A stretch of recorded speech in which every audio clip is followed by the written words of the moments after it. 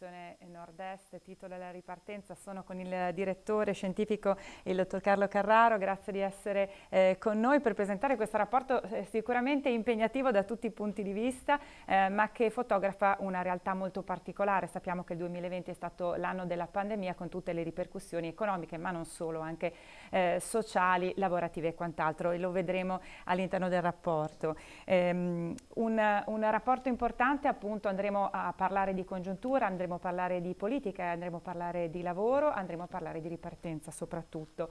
Prima di iniziare proprio a entrare nel vivo del rapporto, vogliamo dare voce a quelli che sono i saluti istituzionali. Innanzitutto del Presidente della Fondazione Nord-Est, Giuseppe Bono, per poi dare voce a quelli che sono i Presidenti delle regioni interessate, Veneto, Friuli, Venezia Giulia e la Provincia Autonoma di Trento. Avremo quindi il saluto del Presidente del Veneto, Luca Zaia, di Maurizio Fugatti, Presidente della Provincia Autonoma di Trento. Doveva esserci anche il saluto istituzionale di Massimiliano Federica, Presidente del Friuli Venezia Giulia, però purtroppo ha avuto un lutto in famiglia e non ha potuto registrare il saluto. Ovviamente vanno le condoglianze da parte di tutti noi. E poi avremo la fotografia di Enrico Carraro, Presidente di Confindustria Veneto, quindi anche il suo sguardo appunto su quella che è stato il 2020, la pandemia e la congiuntura e come l'hanno vissuta gli imprenditori. Quindi spazio ai saluti istituzionali. Ci troviamo poi con il direttore scientifico per aprire questa nostra mattinata e vedere la relazione.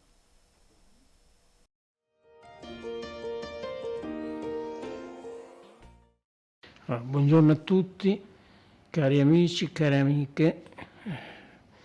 Parliamo e presentiamo questo rapporto della Fondazione Nord-Est in un momento che pensavamo fosse in cui la pandemia fosse superata.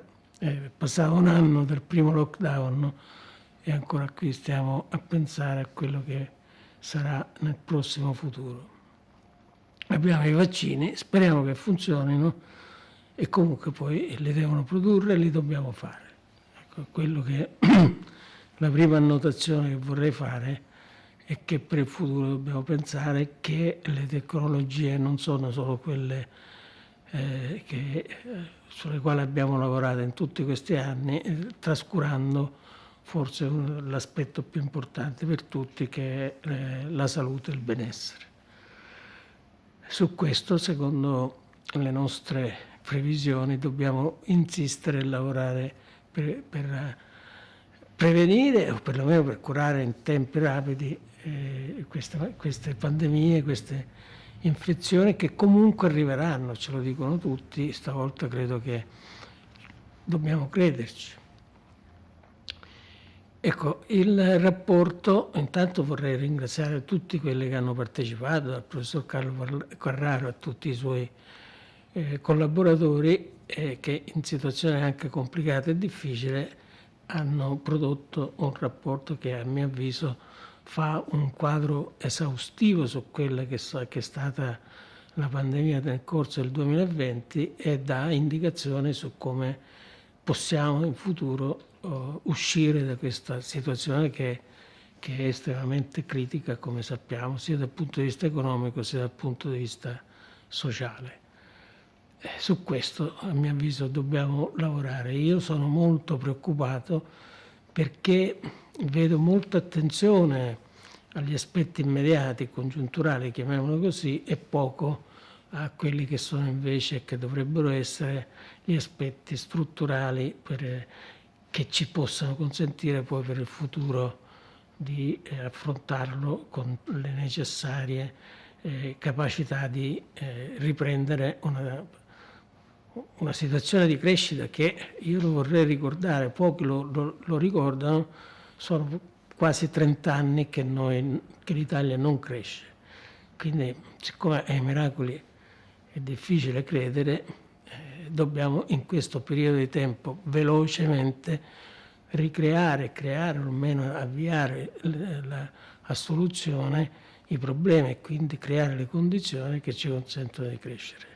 Una delle questioni più importanti è, come sapete, la mancanza di risorse umane, non perché i soldi ci sono e ci sono sempre stati, per la verità, ma le risorse umane, quindi le braccia e le menti, non ce l'abbiamo per affrontare un futuro di crescita che non dipende quindi solo dalle risorse finanziarie e non dipende nemmeno solo da quello che molto spesso si individua come uno dei mali peggiori, che è la burocrazia, che poi è data da una serie di leggi che si sono accumulate nel tempo e che comunque vanno semplificate e molte di queste cancellate.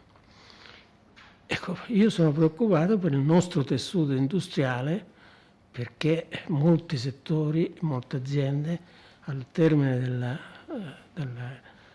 pandemia, insomma, quando avremo risolto un problema che comunque richiederà ancora del tempo, non avranno più le condizioni di prima. Su questo si riflette poco, quindi avremo bisogno di immaginare da subito quali settori possono avere la capacità di riprendere ad andare veloci e quali invece soffriranno e che quindi necessiteranno di ristrutturazione o addirittura di riconversioni.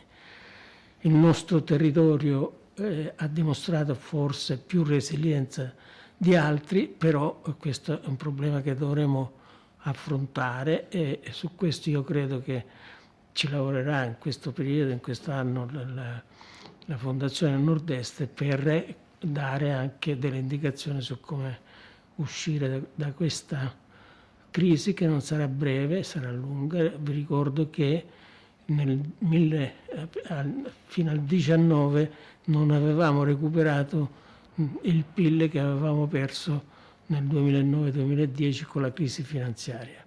A quello quindi si aggiunge questa nuova perdita di produzione, di PIL e di ricchezza e quindi insomma sarà difficile immaginare di poterla recuperare in pochissimo tempo.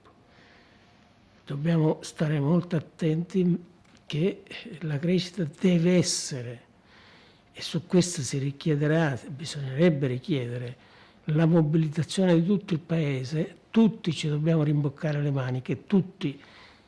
Non possiamo noi vedere giovani che non lavorano, il lavoro dove non c'è si crea, però tutti quanti devono avere la capacità di volerlo ricercare e di voler lavorare.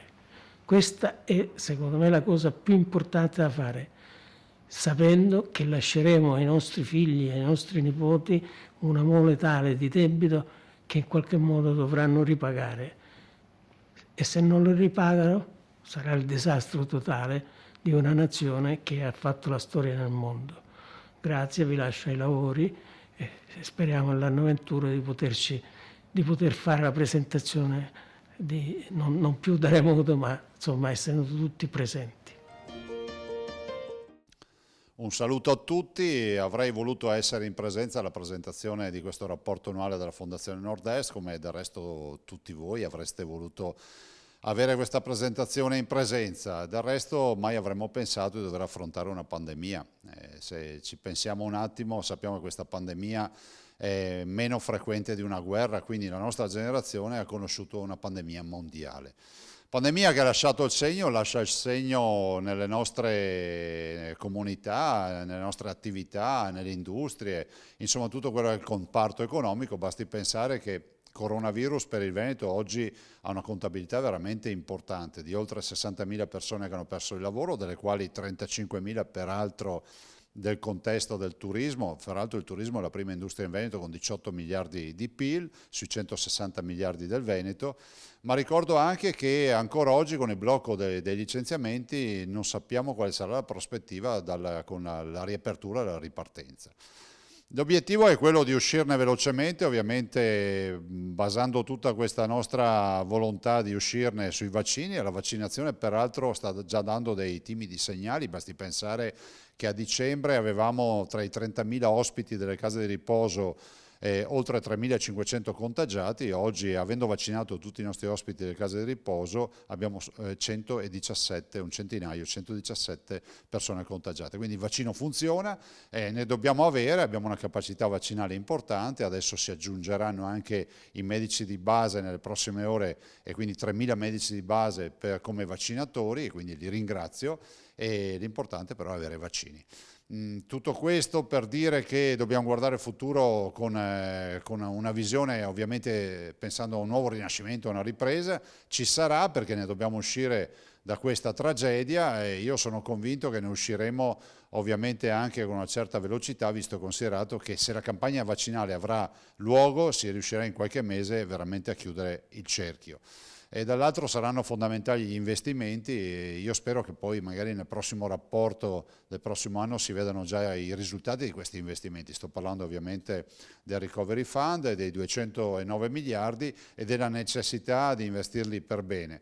La regia è in mano a una persona assolutamente preparata e di standing internazionale, che è il presidente Draghi. Spero che possa mettere mano a quel dossier che non era presentabile e che ci permetta veramente di pensare che gli investimenti del Recovery Fund debbano essere dati alle imprese per far ripartire l'economia e far ripartire l'occupazione. Grazie ancora a tutti quelli che hanno lavorato per questo rapporto annuale, nella speranza poi di incontrarvi veramente di persona. Grazie. Un saluto dalla provincia autonoma di Trento a tutti gli organizzatori della Fondazione Nord-Est di questo importante convegno che arriva in un momento difficile. Anche in Trentino la pandemia si è fatta sentire in tanti nostri settori, in tante nostre partite economiche. Abbiamo provato a rispondere con le forze della nostra autonomia, abbiamo messo in campo un progetto che si chiama Riparti Trentino, è servito nella prima fase del Covid, servirà anche nella seconda fase, quando andremo ad aiutare gli interventi che già il governo farà con il decreto che sta per arrivare. Credo sia un momento anche importante nei rapporti istituzionali tra i territori, io parlo da una provincia autonoma, rispetto allo Stato centrale, rispetto al governo. È chiaro che di fronte a una pandemia i rapporti possono essere anche, qualcuno cerca anche di rimettere le discussioni. Noi crediamo che invece questo non debba accadere, crediamo anzi che le specificità dei territori, la loro vocazione, le loro competenze siano state importanti in questa fase di gestione della pandemia. Certo, dalle iniziative del governo ci aspettiamo risorse e possibilità importanti. Il tema del recovery è centrale. In Trentino siamo già riusciti ad avere dei riconoscimenti sulle partite ferroviarie, pensiamo all'interramento su Trento e Rovereto di quello che sarà questo grande progetto di collegamento regionale, definiamolo europeo, che è il tunnel del Brennero, ma non ci possiamo certamente fermare lì. Le regioni dovranno dire la loro anche nella ripartizione delle risorse del recovery.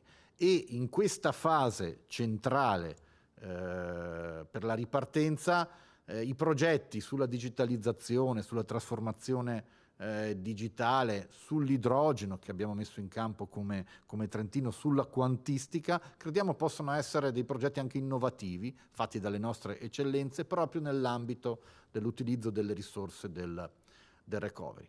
Certo servirà anche inventiva per la ripartenza, non possiamo pensare che basteranno solo le risorse pubbliche, anche perché di quelle magari ce ne sono sempre meno a parte recovery. La capacità di indebitamento dei territori, io credo che il governo deve poterle sfruttare in maniera maggiore rispetto a quanto fatto finora, cioè i criteri con cui questo potrà essere fatto dovrà essere cambiato, perché abbiamo bisogno di creare ricchezza. La ricchezza la creiamo con gli investimenti, la ricchezza la creiamo con la capacità di mettere a terra il prima possibile gli investimenti. Di questo i territori devono essere un po' liberati, devono poter essere un motore centrale. Alla fine, come voi stesso dite, comunque la parte centrale la fanno le persone e soprattutto la faranno le competenze, la faranno le capacità del nostro mondo scolastico, del nostro mondo universitario, del nostro mondo della formazione professionale, di creare persone capaci, competitive, competenti, giovani che sappiano guardare al futuro con le giuste professionalità e anche innovazioni. Ecco, la parte della formazione io credo che sarà centrale per il mondo scolastico, per il mondo universitario, per fare in modo che i nostri territori possano ripartire nel miglior modo possibile. Buongiorno, è il momento del coraggio. Per noi imprenditori è il momento del coraggio per la politica, è il momento di decisioni importanti. Abbiamo vissuto l'emergenza nell'ultimo anno, siamo ancora nell'emergenza, emergenza sociale, emergenza soprattutto economica. Oggi parleremo di economia e di come il territorio potrà essere e potrà uscire dall'emergenza, ovvero cogliere l'opportunità per sapere scalare, per entrare nelle grandi catene del valore globale che si stanno delineando. Oggi viene presentato il 20° rapporto della Fondazione Nord-Est e quanto mai oggi è utile per noi imprenditori, ma anche per la politica, per le scelte che dovrà fare la politica, avere chiare le idee di quali potranno essere le vie di uscita da questa crisi. Tutt'oggi sono ancora nelle prime notizie il problema dei ristori, il problema, vorrei definirlo, del piccolo mantenimento essenziale oggi per la sopravvivenza delle nostre imprese, ma non sarà questo che ci farà uscire dalla crisi e ci farà riprendere quella crescita, quella corsa che abbiamo abbandonato agli inizi del 2020. Quindi un ritorno all'ambizione, un ritorno al coraggio del mondo dell'impresa. Siamo noi imprenditori che dobbiamo essere attori protagonisti principali. Siamo noi che conosciamo i mercati, che conosciamo i nostri prodotti. Ci sono degli esempi eccellenti nel mio territorio di aziende che hanno potuto anche sfruttare questo momento così drammatico per rivedere i loro processi produttivi, per cercare nuovi mercati, per studiare e formare nuove professionalità. Sono soltanto questi gli elementi che ci potranno portare tutti insieme fuori dalla crisi.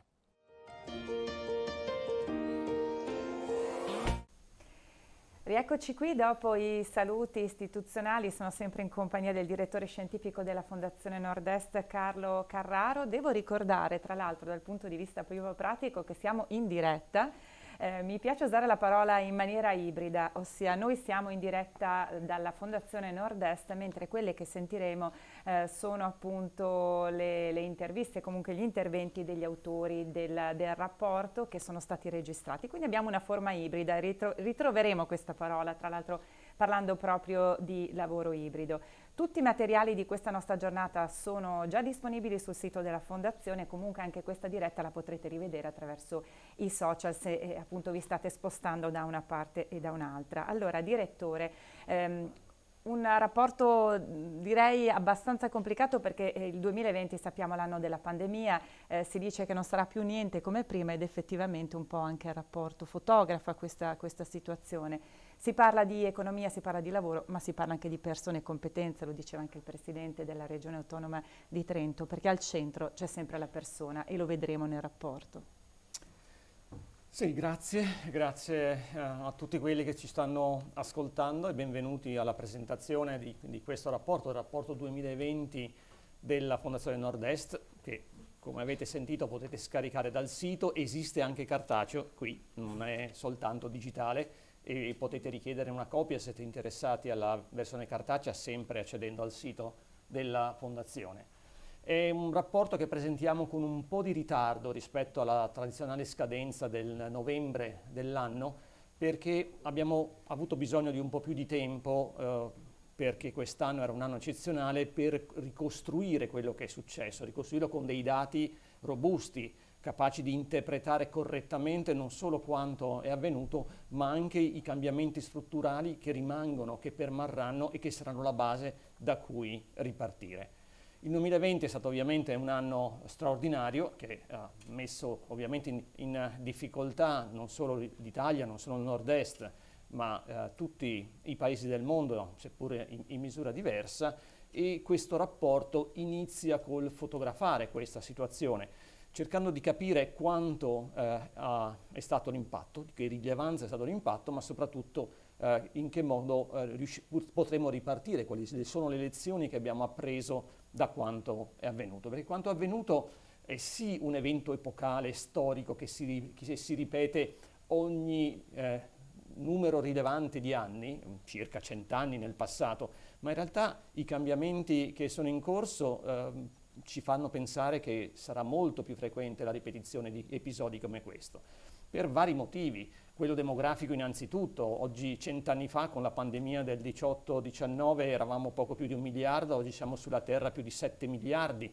con una pressione molto forte sulle risorse e sugli habitat naturali. Siamo concentrati in megalopoli sempre di più. Nel 2050 l'80% della popolazione sarà urbanizzata, ma queste urbanizzazioni non hanno dall'altro lato un sistema di infrastrutture sanitarie, gestione dei rifiuti, gestione dell'acqua, tutto ciò che rende una comunità vivibile e compatibile con l'ambiente in cui opera. Siamo un mondo in cui l'integrazione logistica, i trasporti, le interconnessioni sono molto più accentuate, un mondo in cui il clima è cambiato e anche questo interviene in termini di probabilità che eventi come questo si ripetono, e quindi la prima lezione da trarre da quanto avvenuto nel 2020, che è inclusa nel rapporto, è quella di prepararsi ad eventi come questo, eventi a bassa probabilità ed alto impatto che rischiano di diventare più frequenti non solo nel campo sanitario, non solo in termini di pandemia, ma nel campo della cyber security, nel campo del cambiamento del clima. Avremo tante sfide di questo tipo da affrontare. Il rapporto ci racconta un pochino che cosa potremmo fare per essere più pronti di quello che abbiamo fatto questa volta. È vero che non va letto soltanto la parte negativa.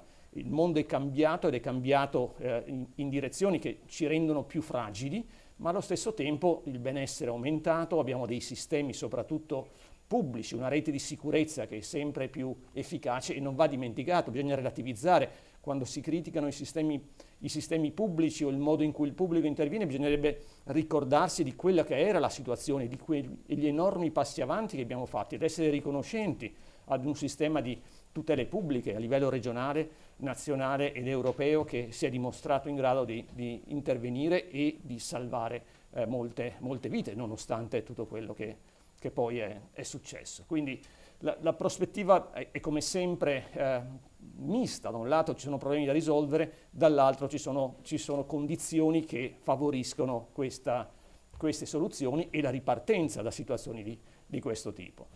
E tra i cambiamenti che analizziamo nel rapporto, alcuni meritano di essere menzionati. Certamente l'organizzazione del lavoro, la gestione del lavoro, il modo in cui le imprese hanno innovato e hanno acquisito maggiore efficienza nel gestire diversamente il lavoro. Certo, non rimarremo sempre in questa situazione, ma alcuni dei cambiamenti permarranno e porteranno efficienza all'interno delle aziende. Il cambiamento delle relazioni internazionali, delle catene globali del valore, dell'export. Noi sappiamo che le regioni del nord-est, il Pentagono industriale, basa il suo successo su una capacità di export straordinaria, simile a quelle dei migliori paesi del mondo, e di fatto, lo vedevamo nel rapporto dello scorso anno, la quasi totalità della variazione dell'export è concentrata in queste regioni.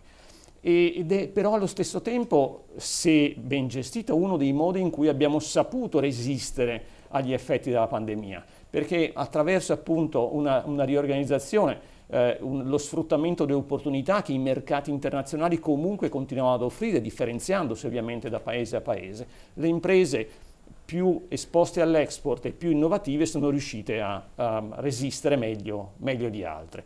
E anche questo lo analizziamo con tanti dati e cerchiamo di capire che cosa è successo a favore di queste imprese.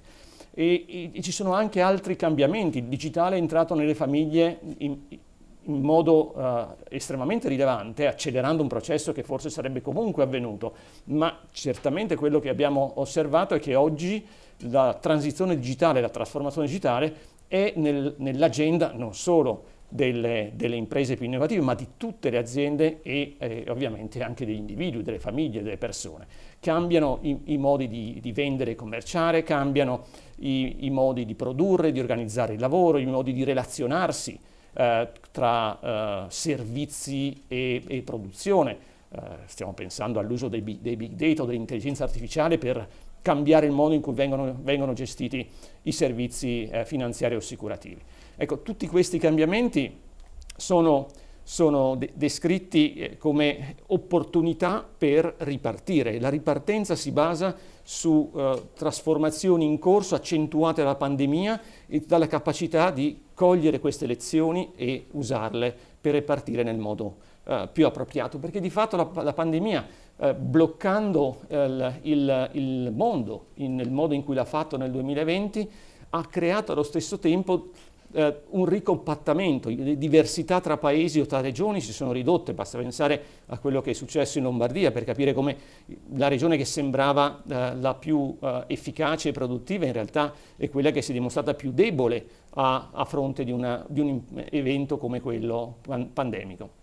E allora ricompattarsi vuol dire che le opportunità sono tornate a disposizione un po' di tutti, siamo capaci un po' tutti adesso di cogliere le occasioni e riuscire a ripartire. E per farlo ci vogliono politiche e ci vogliono risorse. E questa è la terza parte del rapporto, in cui ci concentriamo da un lato su che cosa fare e come farlo. C'è un problema di metodo, e lo vedrete nei contributi della terza parte del rapporto, come l'accento sia sul che cosa, ma anche sul come, e come approcciare i processi decisionali che saranno necessari per riuscire a ripartire, soprattutto nelle regioni del nord-est. E poi le risorse finanziarie.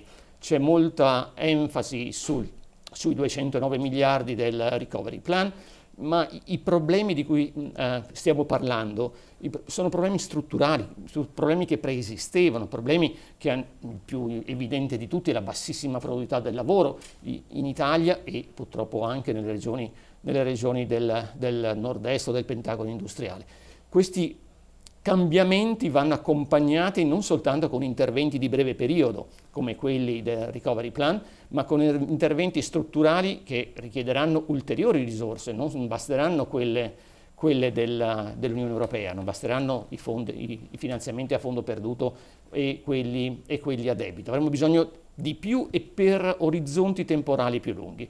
E qui appunto il rapporto fornisce delle indicazioni su come e dove possono essere trovate nuove risorse finanziarie con nuovi approcci alla finanza per aiutare le imprese, soprattutto il mondo delle imprese, a crescere, a svilupparsi, a fare quegli investimenti che tutti richiedono e che, se ben posizionati, portano ai risultati che ci aspettiamo da qui a 5 o 10 anni per riportare questi territori sui livelli di competitività che meritano per il talento delle persone e degli imprenditori che li abitano.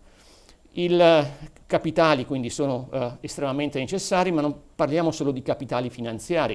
I capitali sono anche capitali tecnologici, abbiamo bisogno di grande capacità di innovazione, abbiamo bisogno di competenze, abbiamo bisogno quindi di capitale umano.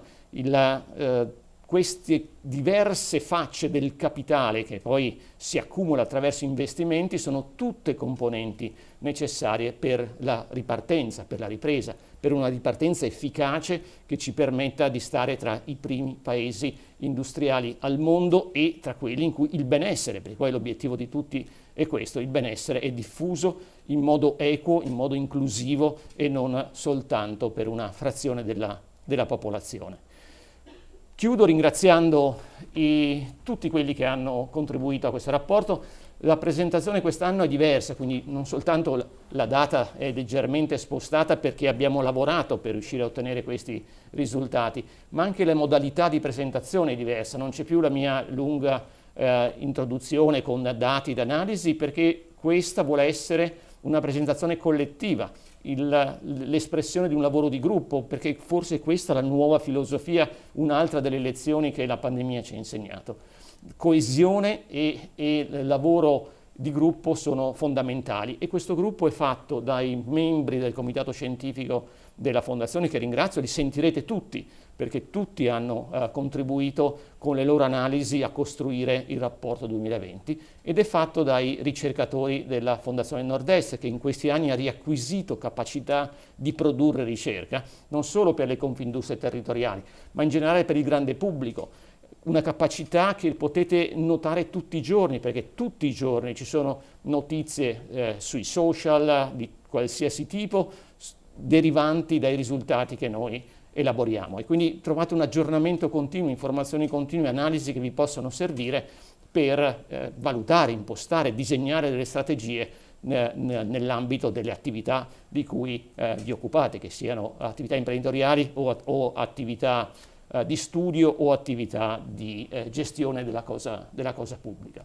Quindi un grazie davvero a tutti quanti, i membri del comitato scientifico, i ricercatori della Fondazione, lo staff della Fondazione, il Consiglio di amministrazione e tutti i presidenti della Confindustrie territoriali e regionali che hanno sostenuto il lavoro di questi anni, e vi auguro una buona visione. Sono pillole brevi, è un formato simil TED, vuole essere molto leggero, molto fruibile anche nei prossimi giorni se non riuscirete a stare qui fino alla fine, perché avrete la possibilità di rivederli o di vedere i pezzi che non vedrete oggi.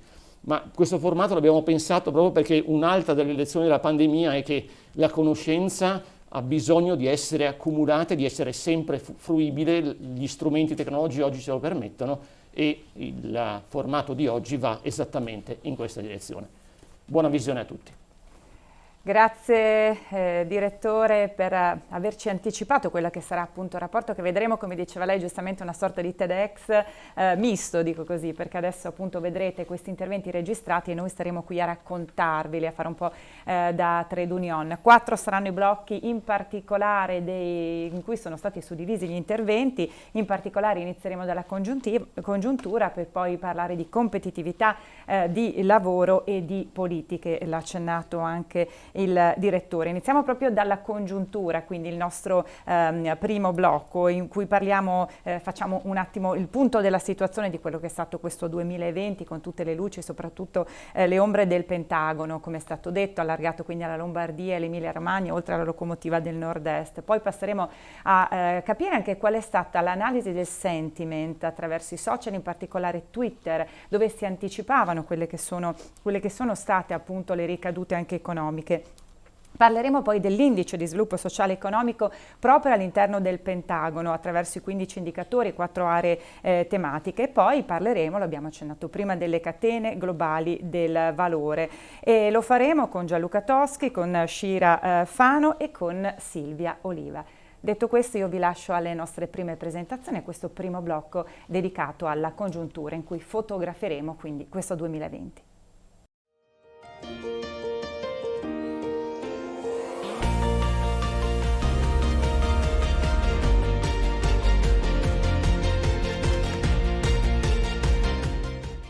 L'impatto della crisi pandemica che ha coinvolto ciascuno di noi nella nostra quotidianità non ha avuto effetti solo di tipo sanitario, ma ha avuto effetti anche dal punto di vista dell'economia, del lavoro e della formazione.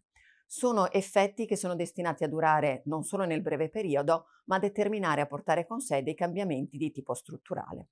Per quanto riguarda l'economia, 3 sono i numeri che ci permettono di dare uno sguardo generale a quanto il coronavirus ha impattato sulla nostra economia e sull'economia mondiale. Nello specifico, per quanto riguarda l'Italia, è stato stimato un calo del PIL del 9,1%, a cui dovrebbe seguire nel 2021 una ripresa di circa il 4,2%. A livello globale, invece, la caduta è stata del 4,2%, con una completa ripresa attesa nel 2021. Questo dovrebbe riguardare nello specifico la maggior parte delle economie mondiali e in particolar modo le economie orientali che prima degli altre hanno saputo recuperare i danni dal punto di vista sanitario.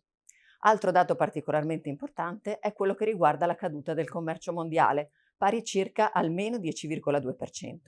Questo è particolarmente rilevante per la nostra economia perché le nostre imprese sono fortemente esposte sui mercati internazionali e in particolar modo le imprese del Nord-Est, tanto che si è registrata in termini di export una caduta pari al 16%, una caduta che è stata determinata prevalentemente proprio dalle regioni del Pentagono ed in particolar modo la Lombardia, l'Emilia-Romagna e il Veneto. Andando poi a vedere qual è stato l'effetto sulle imprese, è utile osservare il dato e il grafico sull'indice di fiducia delle imprese. Nel grafico sono riportate sia le dinamiche relative alla manifattura, sia le dinamiche relative ai servizi. Per quanto riguarda entrambi i settori, vediamo che a marzo la caduta è particolarmente rilevante, ma poi la dinamica successiva segna una ripresa per le imprese manifatturiere e invece un andamento ancora fortemente critico per le imprese dei servizi. Nello specifico la manifattura ha registrato una ripresa dell'indice, tanto che a febbraio 2021 supera quello registrato un anno fa, mentre per quanto riguarda i servizi l'indice è ancora inferiore di 20 punti percentuali. Questo dato racconta in modo specifico come i due diversi settori hanno reagito alla pandemia. Soprattutto i servizi hanno ancora oggi l'obbligo di rispettare numerose restrizioni legate proprio agli effetti della pandemia sulla salute pubblica. Abbiamo quindi il settore dei servizi della ristorazione, il turismo, i servizi dello sport, i servizi della cultura che ancora devono tenere chiuse le attività o chiudere per un certo periodo della giornata le attività, e questo comporta importanti cambiamenti e importanti previsioni negative per il futuro e pertanto un indice di fiducia che non raggiunge l'80 in questo ultimo mese. Questo ha ovviamente effetti particolarmente rilevanti per quanto riguarda il tema dell'occupazione. Vedete che se noi osserviamo il dato in base alle caratteristiche del contratto di lavoro, le dinamiche sono fortemente differenti. Dal punto di vista dei contratti a tempo indeterminato si registra quasi uno stallo dell'economia. Questo perché non è stato possibile in qualche modo licenziare le persone in ragione del blocco dei licenziamenti, e dall'altro lato c'è stato il sostegno della cassa integrazione guadagni che ha permesso alle imprese di mantenere il reddito dei propri lavoratori. Dall'altro lato invece si registra una caduta particolarmente rilevante per quanto riguarda i contratti a termine. Contratti a termine che generalmente vengono utilizzati proprio in quel settore dei servizi che abbiamo visto essere particolarmente in difficoltà in seguito alla pandemia. Chi lavora in questo ambito, in particolar modo i giovani e le donne. In particolar modo i giovani si sono ritrovati non solo nella difficoltà di non veder la possibilità di sviluppare altri contratti a termine, ma soprattutto i giovani che si presentano per la prima volta nel mercato del lavoro si sono dovuti confrontare con un mercato del lavoro bloccato, tanto che in Veneto, regione sicuramente simbolo per quanto riguarda il nord-est, si è registrata una caduta delle assunzioni pari al 24%. Di questo 24%, una quota molto rilevante è ascrivibile al settore del turismo. Ma non è sufficiente limitarsi alla dimensione numerica per quanto riguarda l'occupazione, perché proprio nell'ambito dell'occupazione si è registrata un'importante innovazione destinata ad avere un effetto anche nel lungo periodo. La trasformazione che abbiamo registrato è quello dell'utilizzo dello smart working in una quota importante di imprese. Circa il 40% delle imprese nordestine ha infatti dichiarato di aver utilizzato lo smart working durante la fase della pandemia e un ulteriore 80% si aspetta di utilizzare ancora lo smart working nel prossimo futuro. Perché è una novità così ampia? Perché finora le nostre imprese sono state abituate ad organizzare il proprio lavoro, la propria operatività con un'organizzazione del lavoro basata soprattutto sul controllo e sulla presenza fisica. Oggi invece l'uso dello smart working, che è stato così ampio e così diffuso, ha portato le imprese a ripensare la propria organizzazione, ponendo al centro invece due aspetti. Da un lato gli obiettivi, quindi non viene più considerata la presenza fisica della persona, ma la sua capacità di raggiungere degli obiettivi. Dall'altro lato, al controllo fisico viene in qualche modo sostituita la fiducia rispetto al collaboratore, e tutto questo richiede ovviamente una nuova cultura manageriale che si costruisce attraverso la formazione dei propri manager e attraverso la maggiore condivisione di obiettivi e prospettive per quanto riguarda le imprese. Dall'altro lato, questo tipo di esperienza dal punto di vista del lavoro, questa necessità di ripensarsi rapidamente e in poco tempo, ha indotto le imprese a cercare nuove competenze nei propri collaboratori. In particolar modo cercano la capacità di farsi carico di nuove sfide, cercano la capacità di saper gestire situazioni impreviste e dall'altro lato di essere responsabili e saper lavorare per obiettivi. Altro elemento che la pandemia ha messo ancora più in luce come esigenza da parte delle imprese c'è sicuramente quello delle competenze digitali. Se nel passato già sapevamo che il digitale avrebbe rappresentato una trasformazione non rinviabile per quanto riguarda le imprese, la pandemia ha reso obbligatorio introdurre il digitale all'interno delle imprese. Da un certo punto di vista questa può essere una prospettiva positiva per quanto riguarda l'occupazione dei giovani, che sono sicuramente maggiormente portatori di competenze digitali, ma dall'altro lato richiede che il mondo della formazione sappia adeguatamente attivarsi per far sì che le competenze facciano parte del curriculum di tutti i propri studenti.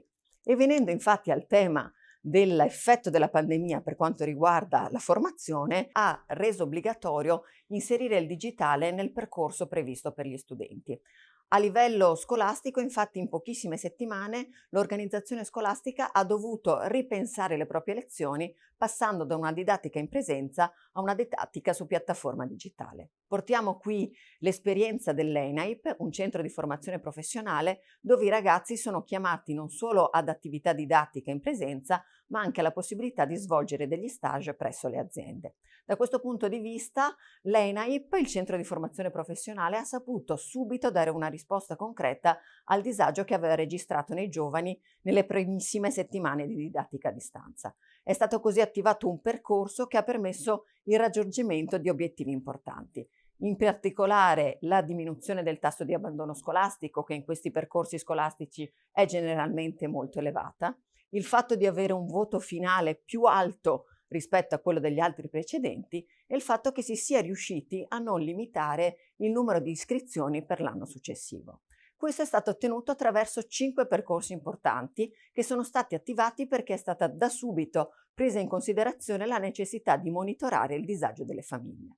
E quindi in particolare è stata subito attivata una piattaforma specifica per la didattica a distanza, è stato poi preposto un percorso di formazione per gli stessi insegnanti, è stato condiviso un materiale didattico per tutta la scuola e infine ci sono stati 2 interventi fatti in concomitanza con la Regione Veneto, da un lato l'acquisto di tablet per quegli studenti che non avevano la tecnologia a disposizione e dall'altro lato il fatto di poter passare dallo stage ad altri progetti di tipo più pratico per sostituire lo stage stesso.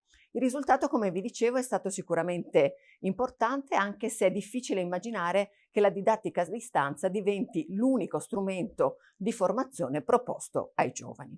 Ultimo aspetto per quanto riguarda l'impatto della pandemia è il fatto che non si tratterà di un'esperienza che si chiuderà a brevissimo raggio. Infatti gli imprenditori del Nord-Est si aspettano che il recupero totale dei valori pre-crisi debba avvenire solo a fine del 2022. Questo rende assolutamente necessario che il mondo della politica, il mondo delle istituzioni, il mondo delle imprese sappiano con attenzione progettare non solo l'emergenza e quindi saper dare degli adeguati ristori alla fase d'emergenza, ma soprattutto sappiano già da subito progettare quale sarà il futuro attraverso una condivisione di idee e di visione tra tutti gli esponenti del territorio.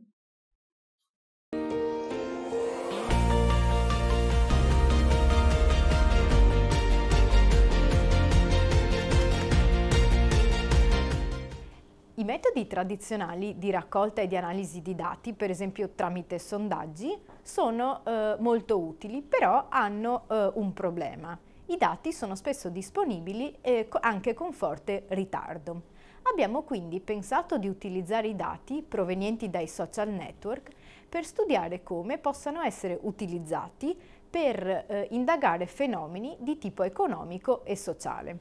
Questi dati hanno principalmente 2 vantaggi. Sono disponibili in grandi dimensioni e inoltre sono disponibili sostanzialmente in tempo reale. Abbiamo quindi svolto l'esercizio di studiare l'impatto economico della pandemia utilizzando i tweet del social network Twitter ed in particolare abbiamo monitorato il sentiment economico relativo al coronavirus. Il nostro obiettivo in realtà è un obiettivo più ampio. Vorremmo quindi mostrare come i dati dei social network possano essere utilizzati per studiare fenomeni di tipo economico e sociale. In particolare stiamo realizzando e testando un indice economico a livello regionale, basato proprio sul sentiment degli utenti di Twitter.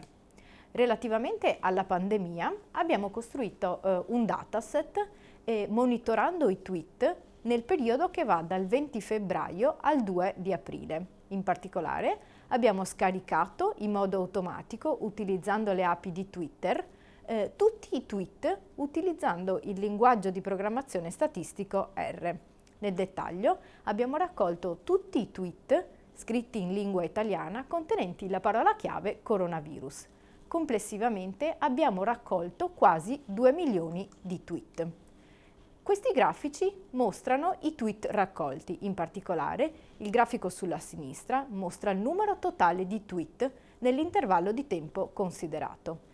Vediamo per esempio dei picchi in corrispondenza del 24 febbraio, giorno in cui c'è stata la chiusura delle scuole in Lombardia, in Piemonte e in Veneto. Un altro picco si registra il 10 marzo, giorno in cui la quarantena viene estesa a tutta l'Italia.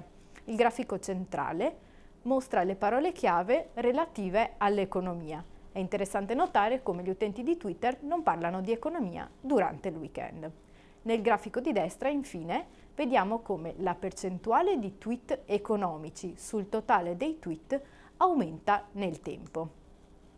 Il testo dei tweet è stato monitorato ed abbiamo calcolato il sentiment con l'obiettivo di raccogliere informazioni sull'opinione degli utenti relativa all'effetto economico della pandemia. In particolare esistono 3 metodi per studiare tecniche di sentiment analysis e senza entrare nei dettagli abbiamo utilizzato un approccio di tipo lessicale.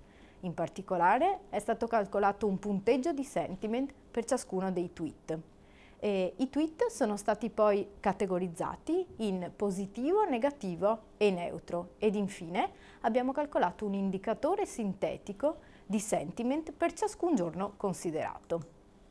I 2 grafici che vedete descrivono il sentiment economico in alto ed il sentiment totale in basso e come possiamo vedere, guardando per esempio al sentiment economico, c'è un calo tra il 20 e il 28 febbraio per quanto riguarda il sentiment economico. Compaiono per esempio con maggiore frequenza parole come lavoro, economia, ma anche turismo ed emergenza, segnalando quindi una situazione critica nel mercato del lavoro e nel settore del turismo, uno dei più colpiti dal Covid. Valori bassi si registrano per esempio il 26 febbraio, giorno in cui il dibattito su Twitter si è concentrato sulla speculazione dei prezzi delle mascherine. Valori più alti dell'indicatore si registrano invece nei giorni 14 e 15 marzo, giorni in cui è stato firmato un accordo per la sicurezza dei lavoratori.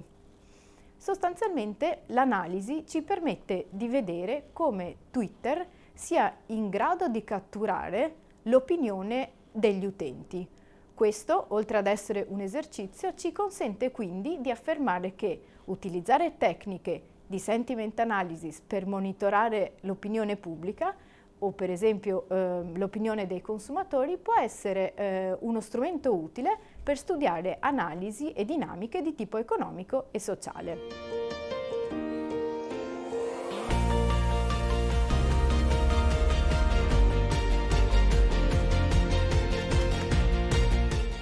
Nell'analisi dello sviluppo economico italiano sono state utilizzate spesso delle raffigurazioni, anche geometriche, capaci di evidenziare i diversi modelli di sviluppo. Pensiamo per esempio al triangolo industriale Milano-Torino-Genova, caratterizzato da imprese di medie e grandi dimensioni, oppure più recentemente, negli anni 80 e 90, alla locomotiva industriale, che è stata utilizzata per descrivere il Nord-Est, un territorio che è stato capace di diventare uno dei più avanzati all'interno dell'Europa. Recentemente si è tornati a parlare di triangolo industriale, secondo la proposta di Fortis. Questo triangolo però è stato studiato considerando solo variabili di tipo economico. Noi invece abbiamo pensato che per studiare le caratteristiche di un territorio ed in particolare le sue traiettorie di sviluppo è necessario includere nell'analisi anche variabili di tipo ambientale e sociale. È per questo quindi che abbiamo costruito un indicatore che abbiamo chiamato ISES, Indice di Sviluppo Economico e Sociale, che abbiamo calcolato per ciascuna delle 111 province italiane. Abbiamo quindi confrontato i valori dell'indicatore ISES per tutte le province e questo ci ha consentito di individuare quali sono le regioni più performanti. Per calcolare questo indicatore abbiamo utilizzato i dati del BES, Benessere e Sostenibilità, messi a disposizione dall'Istat.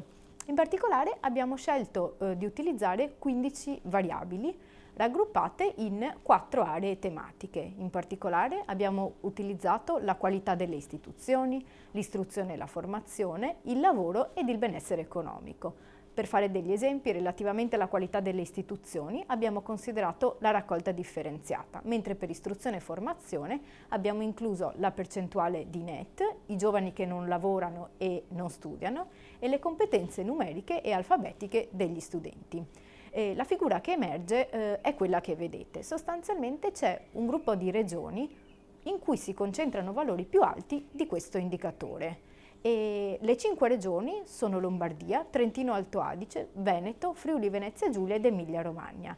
Abbiamo quindi chiamato queste 5 regioni Pentagono. Come possiamo vedere, ben 21 delle 22 province con valori più alti di questo indicatore sono all'interno del Pentagono.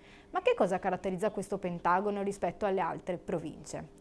Vediamo che il Pentagono è caratterizzato da valori più alti del PIL pro capite, livelli più alti di occupazione e minor percentuale di NEET.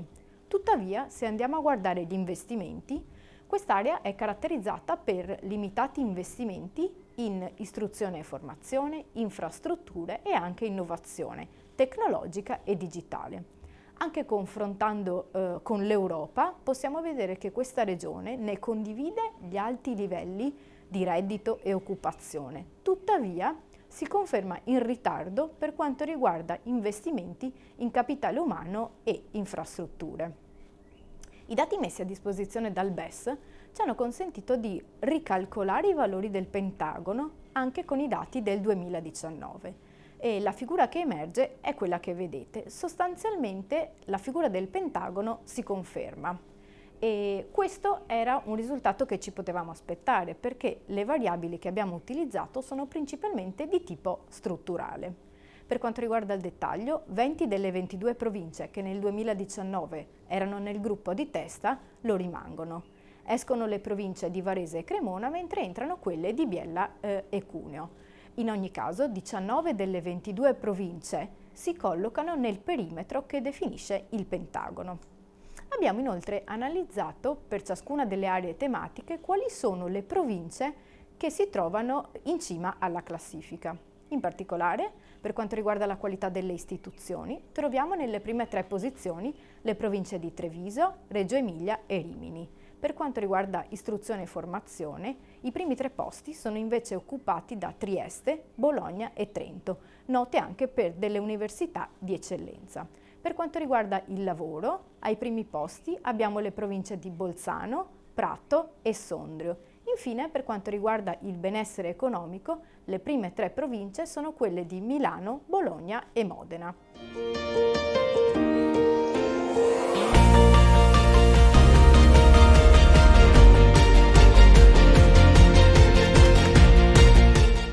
Nel gennaio del 2019 l'Economist dedica la copertina e l'intero numero al tema del globalization, cioè al tema del rallentamento della globalizzazione. Sostanzialmente l'Economist porta nel dibattito pubblico un dibattito che invece era già in atto da diversi anni tra gli studiosi dell'internazionalizzazione. Di che cosa si sta parlando? Sostanzialmente del rallentamento dell'espansione della globalizzazione. Gli indicatori che lo dimostrano sono diversi. È diminuito il volume degli scambi internazionali, non in senso assoluto, ma è diminuita l'accelerazione della crescita di questi, e dall'altra parte ne hanno risentito gli investimenti diretti all'estero.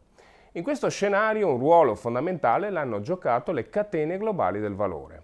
Perché allora è interessante porsi la questione del che cosa ne sarà delle catene globali del valore e che impatto avranno queste sull'economia del Nord-Est?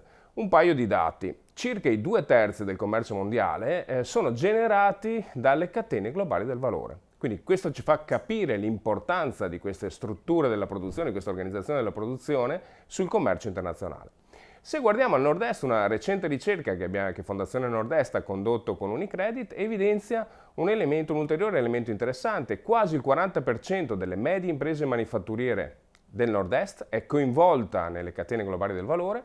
Se allarghiamo l'orizzonte a diversi livelli di coinvolgimento arriviamo a 2/3 delle imprese. Quindi il nostro è un territorio che da sempre ha avuto una grande apertura ed è molto coinvolto nelle catene globali del valore. Qual è l'evoluzione di queste catene globali del valore? C'è stata una fase lunga, 20 anni, dagli anni 90 fino a circa il 2007-2008, alla crisi, di velocissima espansione. Perché è successo questo? C'erano condizioni geopolitiche favorevoli, la caduta del muro di Berlino, la Cina entra nel WTO e vengono fatti a livello internazionale una serie di accordi che facilitano non solo gli scambi di merci, ma anche le transazioni di capitali e quindi gli investimenti diretti all'estero. La crisi del 2007-2008 in qualche modo rappresenta uno spartiacque.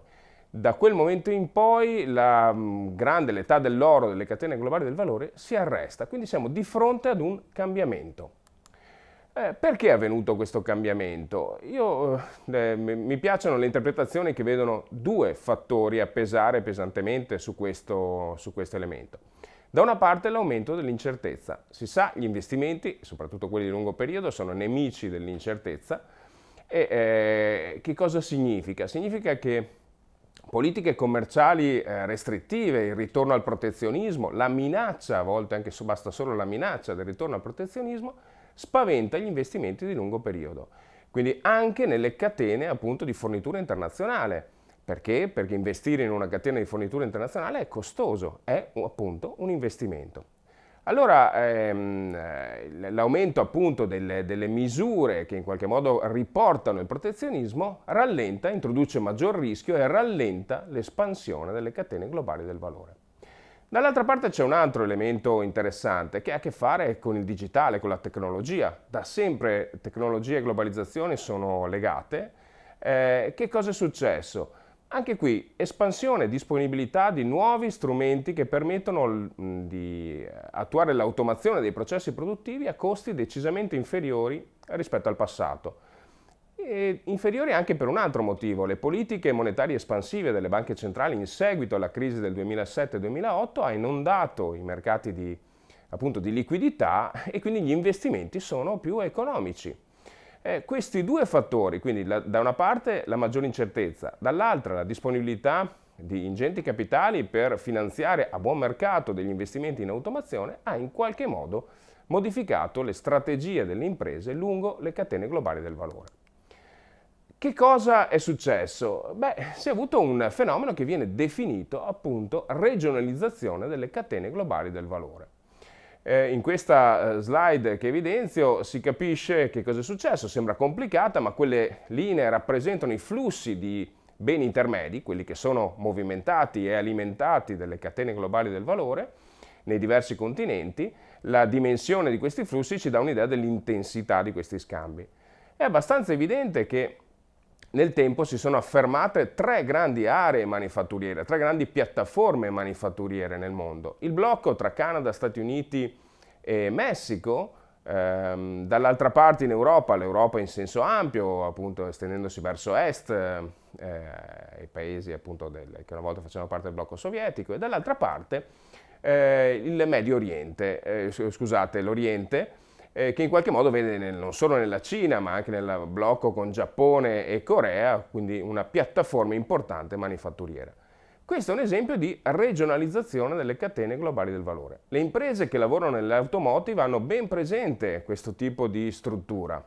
Oggi i car makers hanno piattaforme di assemblaggio che lavorano appunto in sincronia in queste tre grandi aree. E quindi, anticipo già alcune considerazioni, se si vuole partecipare a queste catene globali del valore bisogna essere presenti in queste tre aree come subfornitori, ma su questo torneremo alla fine. Cercando di riassumere questo discorso in modo poi da avviare le conclusioni. Prima della crisi globale le imprese usavano sia le reti di fornitura internazionale, quindi investivano nelle catene globali del valore e contemporaneamente usavano l'automazione, sostanzialmente anche ad esempio per sfruttare dei vantaggi in termini di costo del lavoro.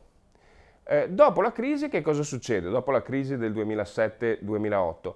Che queste strategie diventano alternative. Le imprese investono meno nelle catene globali del valore o disinvestono in alcuni casi e investono di più in automazione. Questo è il nuovo scenario per quanto riguarda soprattutto le questioni che riguardano le nostre imprese nordestine. Allora, una prima questione, la pandemia ha cambiato tutto? In questi mesi abbiamo detto che tutto sarebbe stato diverso, che tutto sarebbe cambiato. Qualcuno ha detto, bene, questa è la fine della globalizzazione, si è parlato di deglobalizzazione, di sglobalizzazione. Questo dato però ci racconta una storia un po' diversa, è un indicatore che racconta la movimentazione di container nei 60 porti principali del mondo, è un indicatore anticipatore degli scambi internazionali, cioè, in questo grafico si evidenzia in rosso la caduta che è avvenuta per esempio nei porti cinesi, è stata una caduta molto importante, intensa, ma poi il recupero è stato altrettanto intenso e importante. Un andamento un po' diverso, ma comunque che evidenzia lo stesso segno è rappresentato dai porti nel resto del mondo. Quindi in qualche modo le catene globali del valore hanno evidenziato una certa resilienza alla pandemia. Quindi questo è il primo risultato. Sono morte le catene globali del valore? La pandemia ha ucciso anche le catene globali del valore? Sembra di no. Questi sono i primi risultati. Dall'altra parte dobbiamo considerare che nelle scelte localizzative strategiche rispetto alle reti di fornitura delle imprese, incertezza, basso costo del denaro e nuove tecnologie influenzano in maniera un po' diversa rispetto al passato le scelte delle imprese. Come dicevo, la pandemia probabilmente ha prodotto un'accelerazione dei processi già in atto, ma non li ha modificati né stravolti completamente.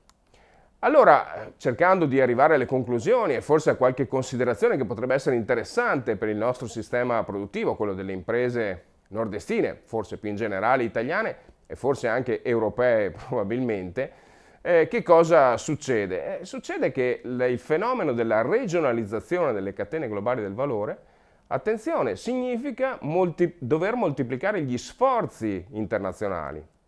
Che cosa intendo con questo? Che se un'impresa partecipa oggi a una catena globale del valore che è regionalizzata, dovrà essere capace, se vuole rimanere subfornitore di questa catena, di essere presente in Europa, certo, nel blocco che abbiamo visto prima del Canada, Stati Uniti e Messico, ma poi anche saper giocare anche la partita sui mercati in Asia. E quindi questo probabilmente porterà a una moltiplicazione degli sforzi di presenza internazionale anche da parte delle nostre imprese che vogliono rimanere in queste catene globali del valore.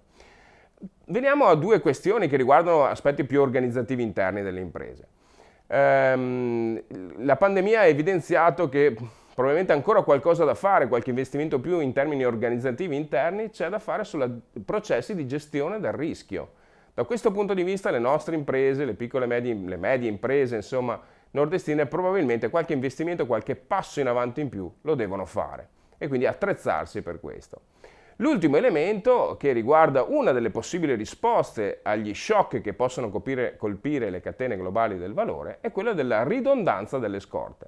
Cioè, in sostanza cosa si dice? Di fronte al timore di vedere interrotti gli approvvigionamenti a causa, ad esempio, di catastrofi naturali, pandemie e quant'altro, una delle possibili risposte è quella di aumentare le scorte di beni lungo quindi queste catene del valore. Sembra un paradosso, per anni abbiamo investito su processi di lean production, Kanban e quant'altro per ridurre le scorte, che sono ovviamente un costo, è un'immobilizzazione finanziaria. Adesso ci si sta ponendo, se vogliamo, l'obiettivo contrario, quello di appunto avere delle scorte ridondanti. È un elemento interessante, è chiaro che questo ha un impatto da un punto di vista operativo, ma anche economico-finanziario, molto rilevante. Allora, credo che le imprese che riusciranno a porsi queste questioni, a trovare delle risposte, a interpretare questi nuovi scenari, saranno quelle vincenti, appunto, nei prossimi anni, in questo contesto che probabilmente è diverso rispetto a quello ai quali siamo stati abituati negli ultimi anni.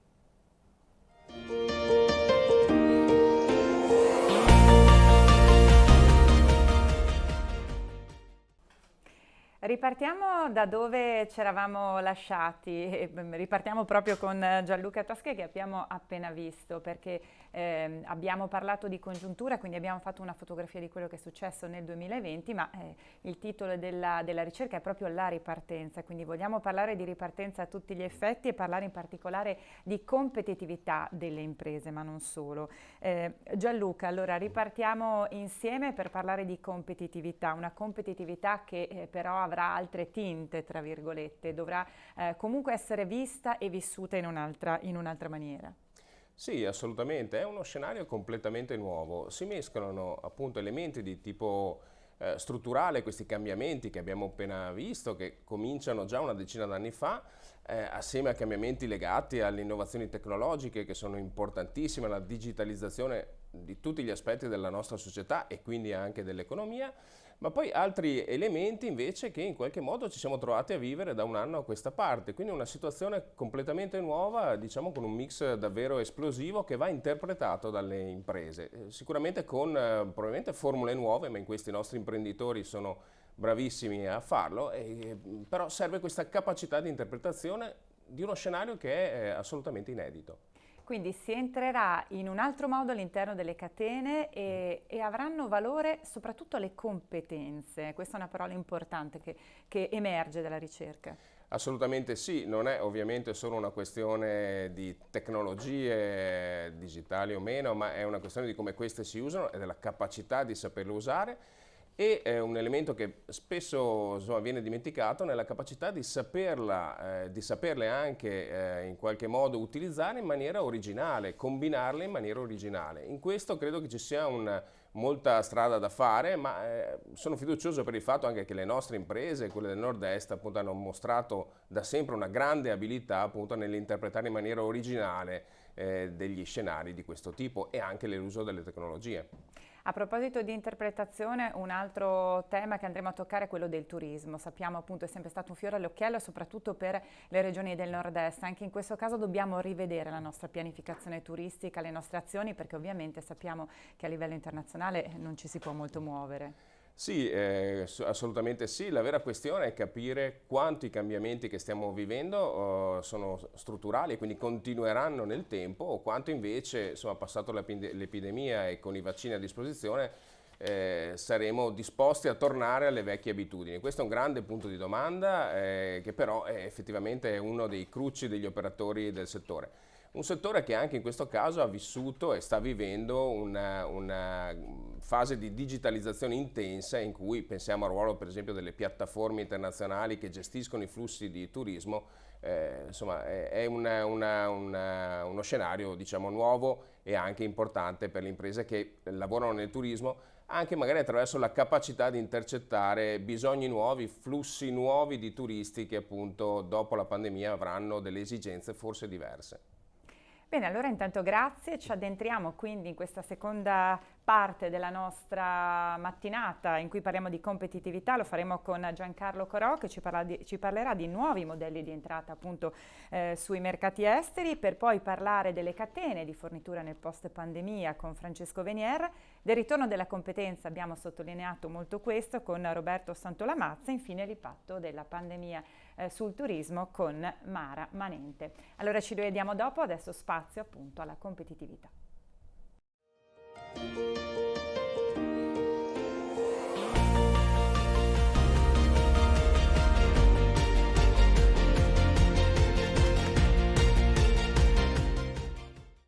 Tra gli effetti più rilevanti dal punto di vista economico della pandemia c'è sicuramente la difficoltà nei mercati internazionali, che peraltro già soffrivano negli ultimi anni a causa di azioni di tipo protezionistico e anche dell'influenza che le tecnologie digitali cominciano seriamente anche ad avere negli scambi internazionali.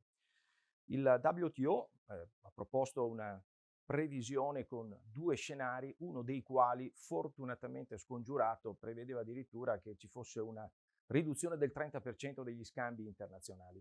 Sarebbe insomma il peggior risultato in tempi di pace. Fortunatamente la situazione si è un po' risollevata e tuttavia a livello mondiale possiamo dire che insomma ci sarà comunque una riduzione intorno al 10% degli scambi internazionali. I risultati peraltro che in questi giorni l'Istat ci dà per l'Italia ci dicono che a fronte di una caduta dell'8% del prodotto interno lordo, l'export è caduto del 13,8%, le importazioni del 12,6%. Quindi, come dire, il commercio internazionale si è dimostrato più sensibile rispetto alle altre componenti della domanda, ma forse l'aspetto anche un po' più preoccupante che il WTO propone è che anche questa volta, come è avvenuto nella crisi del 2008, effettivamente l'abbassamento, la crisi congiunturale conduca anche a una sorta di riduzione strutturale del volume degli scambi che appunto già era stata influenzata da altri fenomeni. Questo ovviamente è un problema che ci deve seriamente interessare Il nord-est è una delle aree più aperte a livello internazionale, rientra nel gruppo dei super esportatori a livello europeo. Ricordiamo che circa il 40% del PIL, anzi un po' più del 40% nel 2019 era spiegato appunto dalle esportazioni, che circa 39.000 euro per addetto è la media appunto nel nord-est, che insomma significa rispetto ai 20.000 di media dell'Italia sicuramente un dato significativo insomma di valore delle esportazioni pro capite. Quindi è chiaro che diciamo il cambiamento di scenario ci deve appunto preoccupare. Si tratta quindi di valutare come diciamo in questo nuovo scenario disegnare anche nuove strategie di entrata sui mercati internazionali. Questo peraltro fenomeno diciamo del rallentamento degli scambi internazionali si accompagna anche a una riduzione degli investimenti esteri e anche in qualche modo a un diciamo rallentamento del fenomeno delle catene globali del valore, cioè dello scambio o dell'interscambio che avviene sul fronte dei beni intermedi.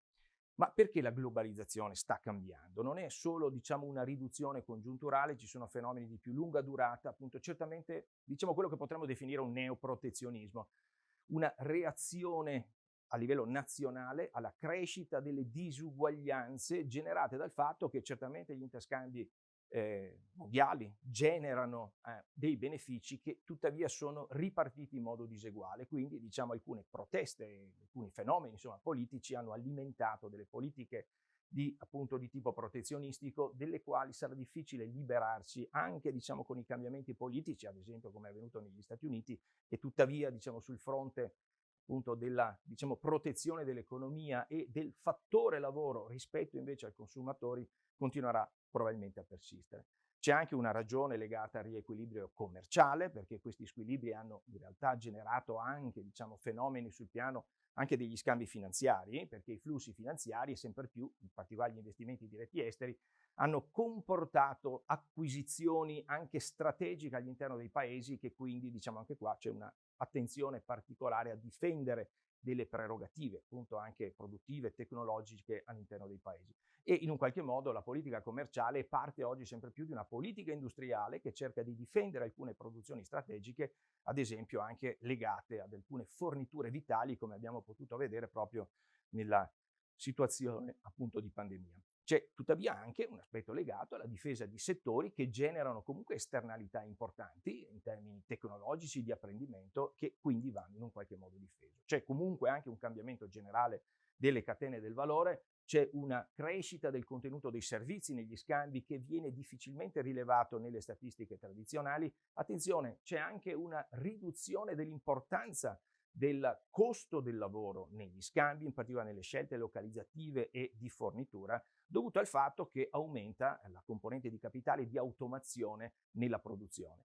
E questo significa quindi un aumento dell'intensità di conoscenza nei beni e nei servizi scambiati e, come dire, un altro importante fenomeno da considerare la tendenza verso la regionalizzazione degli scambi internazionali. Anche questo porta, ad esempio per quanto riguarda la nostra area, una crescente attenzione alla dimensione europea nell'ambito appunto anche della costruzione proprio di reti di divisione del lavoro.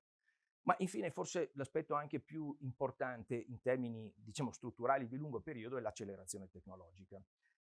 Lo sviluppo dell'economia, delle piattaforme con le varie diciamo forme appunto di diciamo commercio elettronico che sono cresciute in misura significativa nel corso degli ultimi anni con una forte accelerazione proprio nella fase appunto pandemica, la crescita dei sistemi di automazione e robotica integrata, il ruolo crescente, magari ancora limitato, ma con una forte dinamica della manifattura additiva, del 3D printing, che ridisegna quindi il modo con il quale si raggiungono i consumatori finali.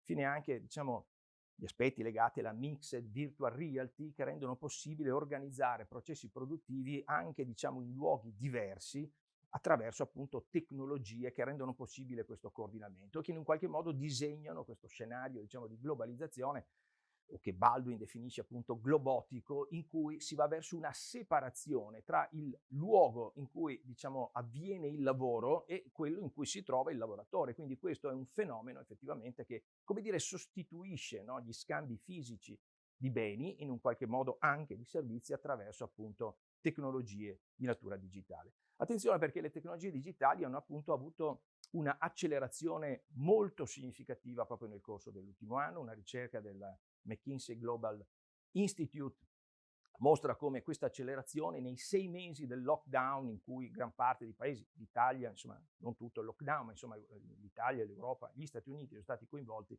in questi 6 mesi sono stati effettuati interventi equivalenti a 7 anni rispetto appunto alle tendenze precedenti. Questo ha riguardato diverse tecnologie, in particolare il remote working, lo smart working, che appunto l'accelerazione è stata particolarmente rilevante, ovviamente l'uso appunto di tecnologie di e-commerce per l'acquisto e per la vendita appunto di servizi da parte delle imprese, la vendita e la, diciamo, socializzazione di molti consumatori in questa direzione. Attenzione, la stessa organizzazione delle operations a scala appunto internazionale, sempre attraverso appunto tecnologie digitali, l'uso del cloud e diciamo anche in un qualche modo anche questi fenomeni di nearshoring e di ritorno all'interno dei processi produttivi di avvicinamento, proprio per superare i vincoli delle catene del valore interrotte appunto dai vincoli, diciamo, nei confini internazionali.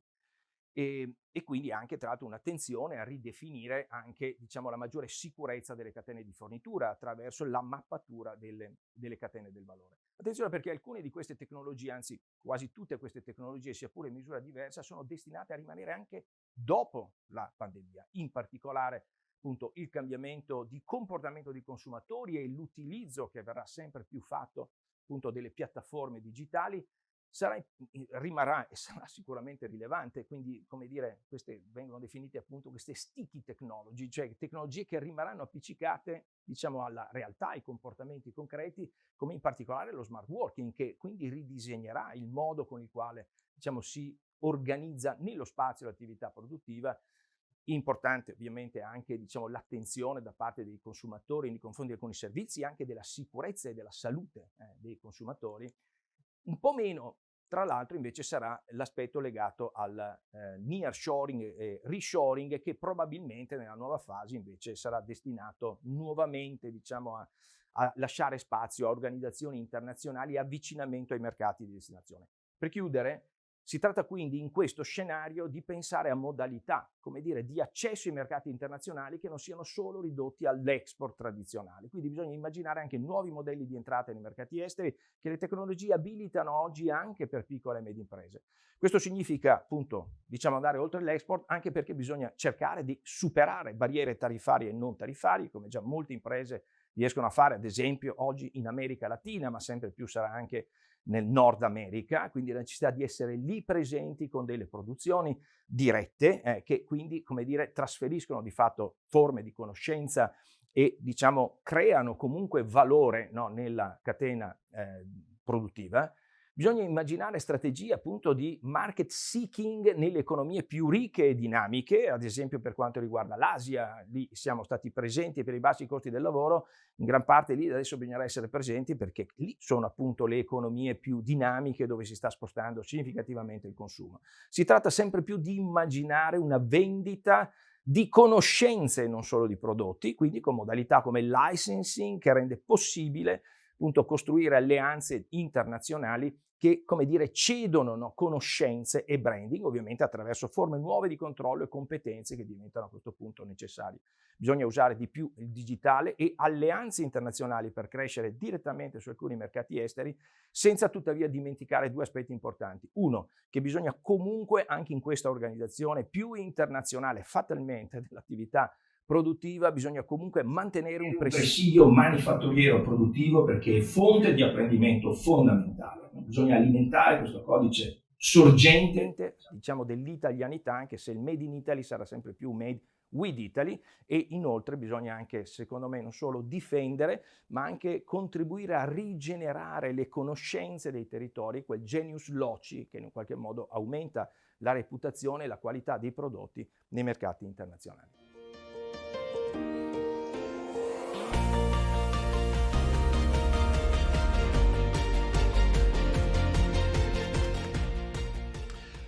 Lo shock dell'offerta iniziato dalla Cina all'inizio della pandemia, ormai un anno fa, seguito subito dallo shock della domanda che ha impattato a causa dei lockdown, a causa delle restrizioni commerciali, anche all'importazione e all'esportazione subito conseguenti, e che ha quindi impattato i mercati, sono stati un campanello d'allarme per le supply chain globali, le catene di fornitura.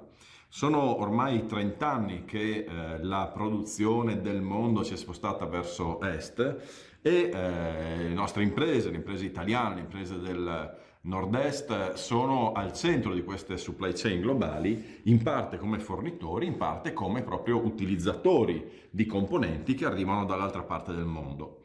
Ora, questo modello di sviluppo che ci ha accompagnati in questi 30 anni sembra essere messo in crisi dalla pandemia. Di fatto però, guardavo i dati proprio usciti a fine febbraio da Eurostat, i settori che stanno riprendendosi e che hanno quasi raggiunto gli stessi livelli di produttività pre-pandemia sono proprio i settori manifatturieri trainati dall'export.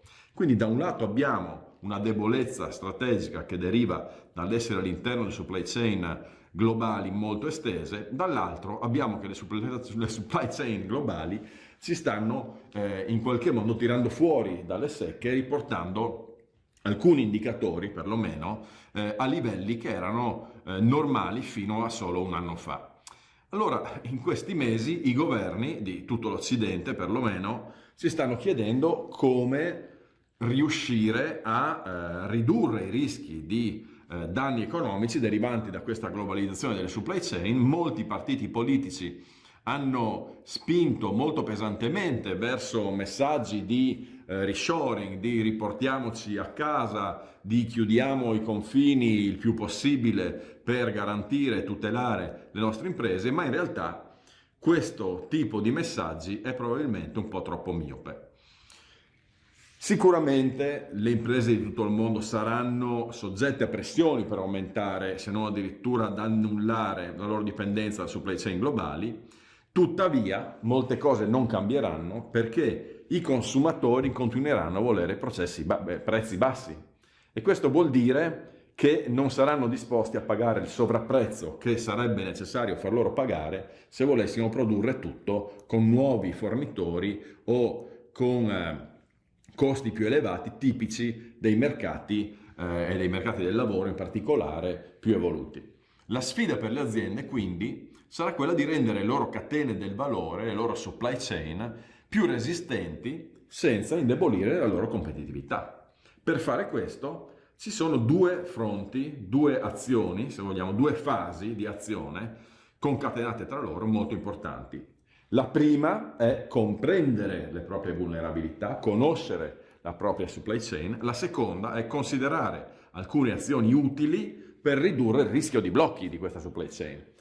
Quindi, prima di tutto, la fase 0, potremmo dire, o se vogliamo fase A, per comprendere la vulnerabilità bisogna conoscere la propria supply chain. Se non la conosci, non la puoi migliorare. La premessa di qualunque azione è l'informazione e quindi mappare la propria catena di fornitura è una priorità. La mappatura di una catena di fornitura non è una cosa facile, costa molto, soprattutto se è una catena di fornitura molto ramificata, però è necessaria per capire dove si trovano i punti deboli.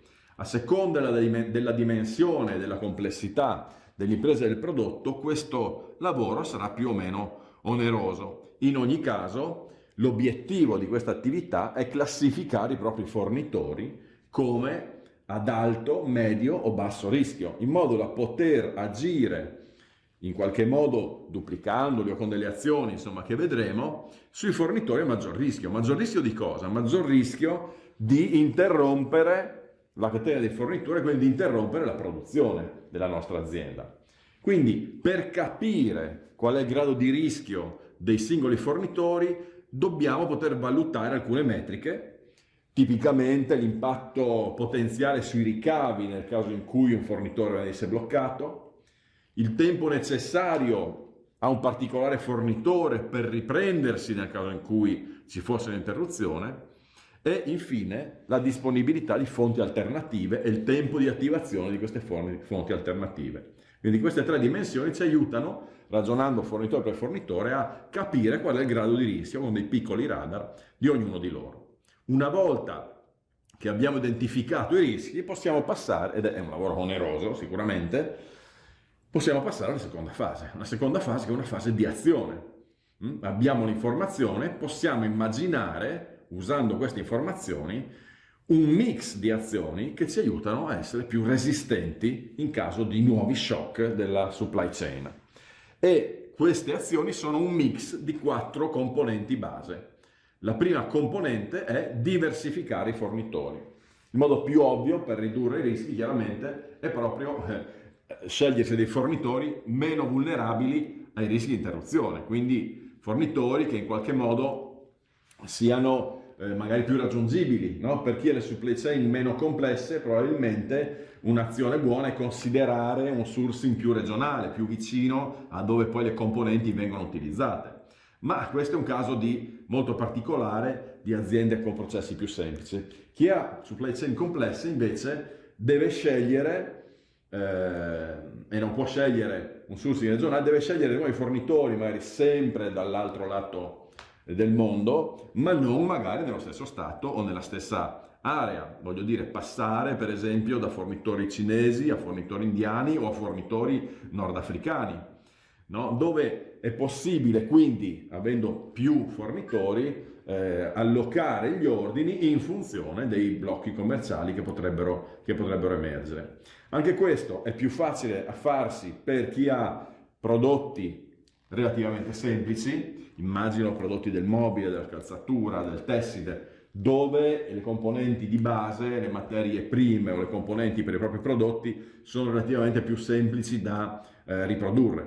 Per chi invece ha prodotti complessi, se vogliamo l'automotive per dire il più grande di questi settori, modificare le supply chain globali non è assolutamente uno scherzo, forse non è nemmeno possibile, post il discorso che facevamo all'inizio sui corsi, e quindi in questo caso la costruzione di una nuova rete di fornitori secondo me non può escludere la Cina, anche perché costruire una rete di fornitori con la complessità e la ramificazione di quella cinese è una cosa che non si improvvisa in pochi mesi, in pochi anni. Alla stessa Cina, il caso Cina è un esempio, ci sono voluti più di 20 anni alla Cina per riuscire ad avere un sistema produttivo così integrato da poter fornire le componenti, i materiali, i prodotti che oggi acquistiamo da loro, che sono altamente complessi e sofisticati.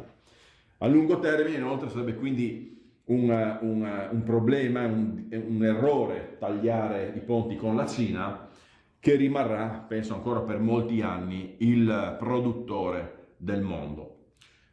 Quindi, se non possiamo agire solo su questa direzione, dobbiamo immaginare qualcos'altro. Una seconda componente della nostra strategia è quella di conservare scorte supplementari o scorte di sicurezza, aumentare le scorte di sicurezza.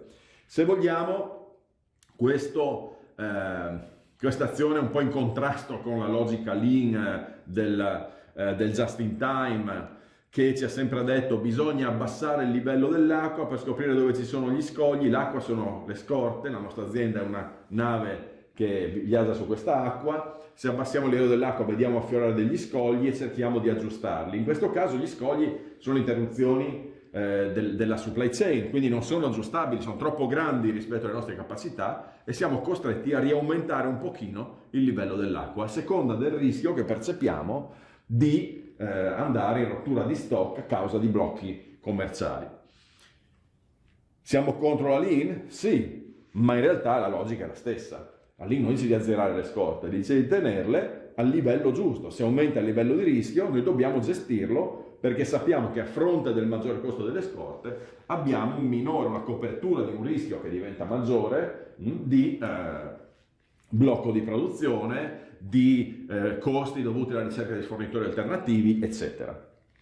Terza componente delle nostre strategie è rivedere il trade-off fra varietà dei prodotti e flessibilità dei processi, cioè scelte strategiche di mix di portafoglio prodotti della nostra azienda.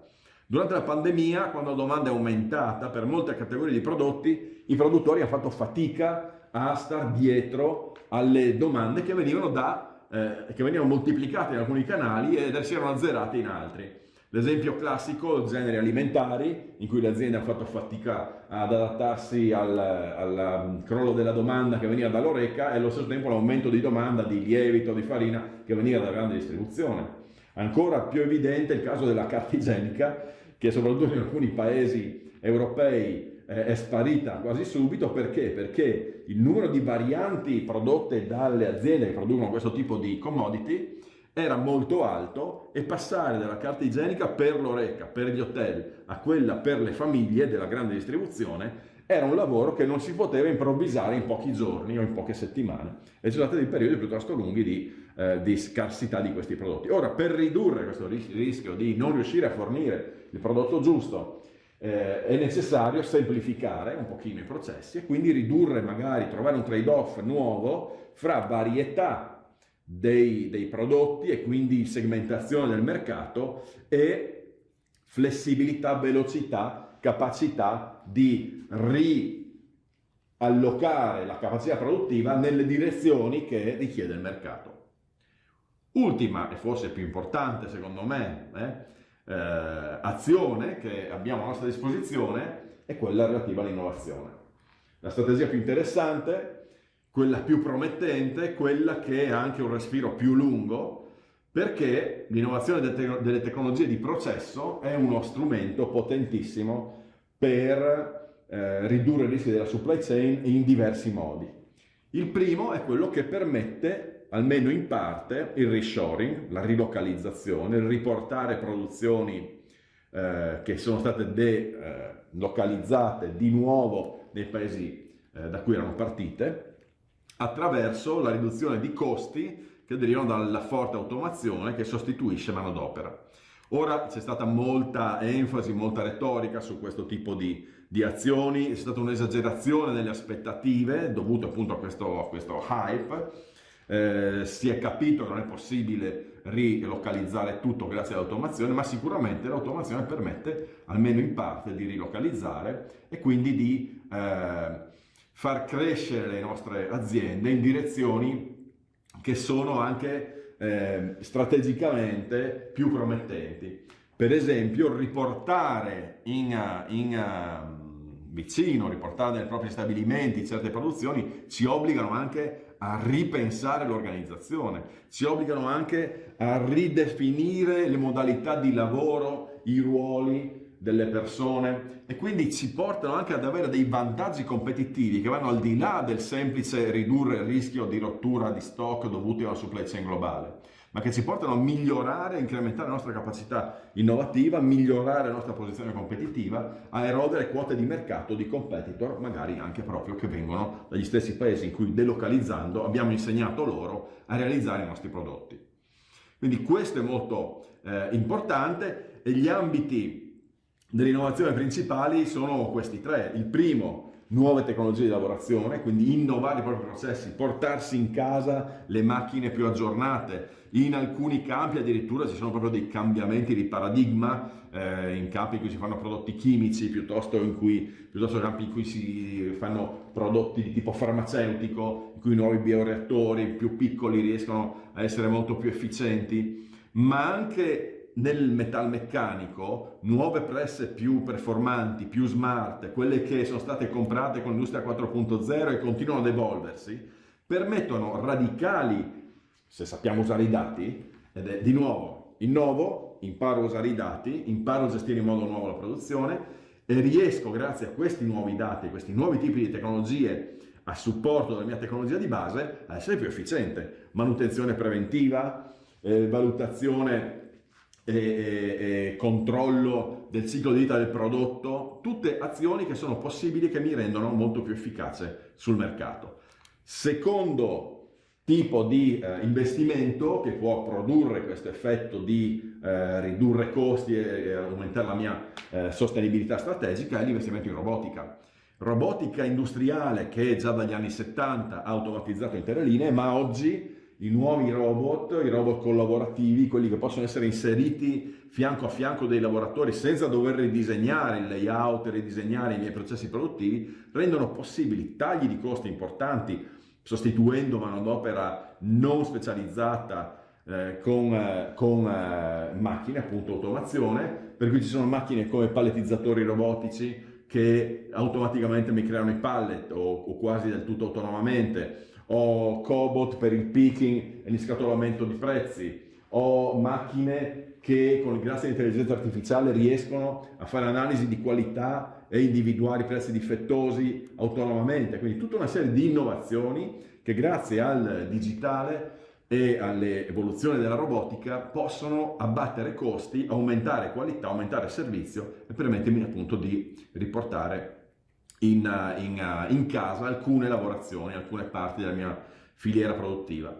Infine, molto promettente nel manifatturiero, l'additive manufacturing, la manifattura additiva o la stampa 3D, detta in termini più comuni, che sta passando velocemente, abbassando i prezzi e passando con tecnologie innovative anche nel metallo a processi di sinterizzazione simili a processi che vengono anche svolti per i polimeri già da anni e che permettono a livello industriale di produrre a costi comparabili, addirittura inferiori. Ci sono alcune tecnologie, alcune macchine che promettono, ho visto dei dati, chiaramente del produttore, quindi prendiamoli come beneficio alimentare, ma promettono che sopra i 100.000 pezzi hanno un costo unitario di produzione inferiore alla pressofusione o alla fusione tradizionale del metallo. Quindi queste tecnologie possono permettere sia di realizzare prodotti nuovi e impensabili chiaramente con i processi tradizionali, ma soprattutto possono permettere di avere economie di scala migliori e rapidamente realizzare nuovi prodotti senza bisogno di dover ridisegnare stampi, ridisegnare tutte le filiere produttive come avveniva in passato.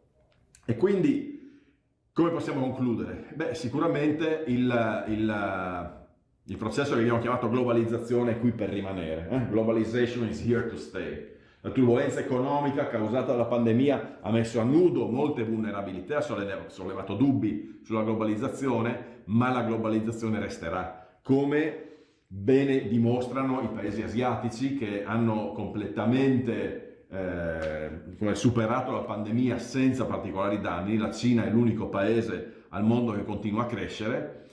La causa del blocco del commercio che ha messo in discussione questo processo di globalizzazione, di supply chain globali, è da ricercarsi nelle politiche sanitarie clamorosamente fallimentari dell'Occidente, più che nella globalizzazione, che forse è stata insufficiente invece che eccessiva, insufficiente a farci avere l'umiltà di copiare quello che ha fatto il Giappone, quello che ha fatto la Corea per gestire la pandemia, minimizzando il danno economico e sociale.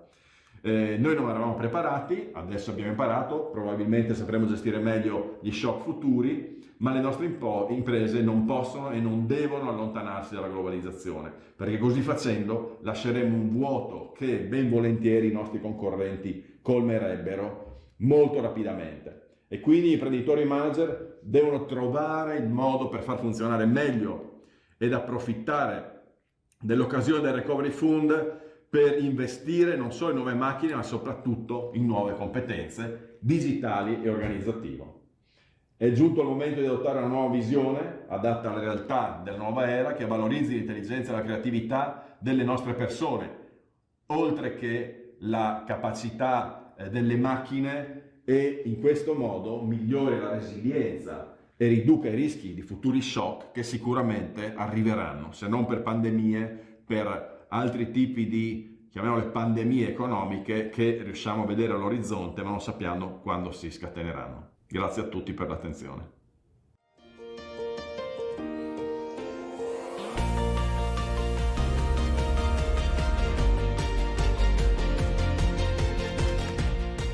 Una caratteristica fondamentale di questo periodo, fortemente accelerata dalla presenza del Covid e della crisi internazionale che questo ha portato, è sicuramente il tema del ritorno, del cosiddetto reshoring, in termini di capacità produttiva, in termini di capacità, ma ancora di più in termini di necessità di competenze. Ed è questo uno dei temi, uno degli spunti che è assolutamente fondamentale per pensare ad un'agenda anche per i policy maker nazionali e locali che abbia delle ragioni di competitività forti. Sostanzialmente l'ambiente in cui oggi tutti ci siamo trovati, forse catapultati a vivere, è un ambiente che viene normalmente riassunto da un acronimo, ancora una volta americano, detto VUCA, che caratterizza 4 grandi aspetti di una realtà che sicuramente non sarà diversa dopo l'emergenza Covid, cioè quella caratterizzata da una volatilità dei fenomeni, una incertezza che caratterizza tutti i meccanismi previsionali, una complessità generale e una interrelazione dei fenomeni insieme a un'ambiguità dei segnali che spesso conducono a situazioni fortemente controintuitive. D'altra parte però VUCA è anche la sintesi di un approccio che vede in cima una visione, la necessità di una visione strategica che, unita a una profonda comprensione, capacità di comprensione dei fenomeni e una chiarezza poi delle linee di sviluppo, deve condurre a una agilità organizzativa che permette non tanto di risolvere un problema corrente, ma in generale di essere, con una parola ormai divenuta molto familiare, resilienti e quindi capaci di sviluppare soluzioni a fenomeni inattesi. E questo sicuramente ha come pilastro fondante il tema delle competenze, ed è questo quello che ha condotto una serie di riflessioni per questa agenda di ripartenza focalizzate sul capitale umano.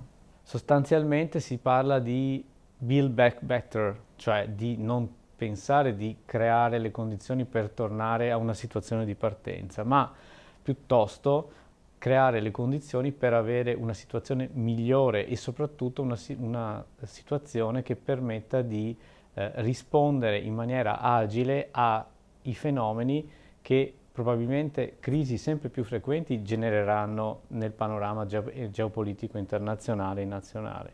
Allora, 3 grandi stream, diciamo così, 3 grandi direttrici sono quelle che sono state identificate pensando ai fenomeni che stanno sovraintendendo allo sviluppo delle value chain globali. Una loro digitalizzazione, che significa integrare in maniera forte e importante i sistemi informativi che presiedono al controllo dei processi e allo scambio dei dati, ma che richiede ovviamente un suo speculare, un suo twin, come si dice, anche in termini fisici, quindi delle infrastrutture logistiche e delle infrastrutture di trasporto e di mobilità di ultima generazione.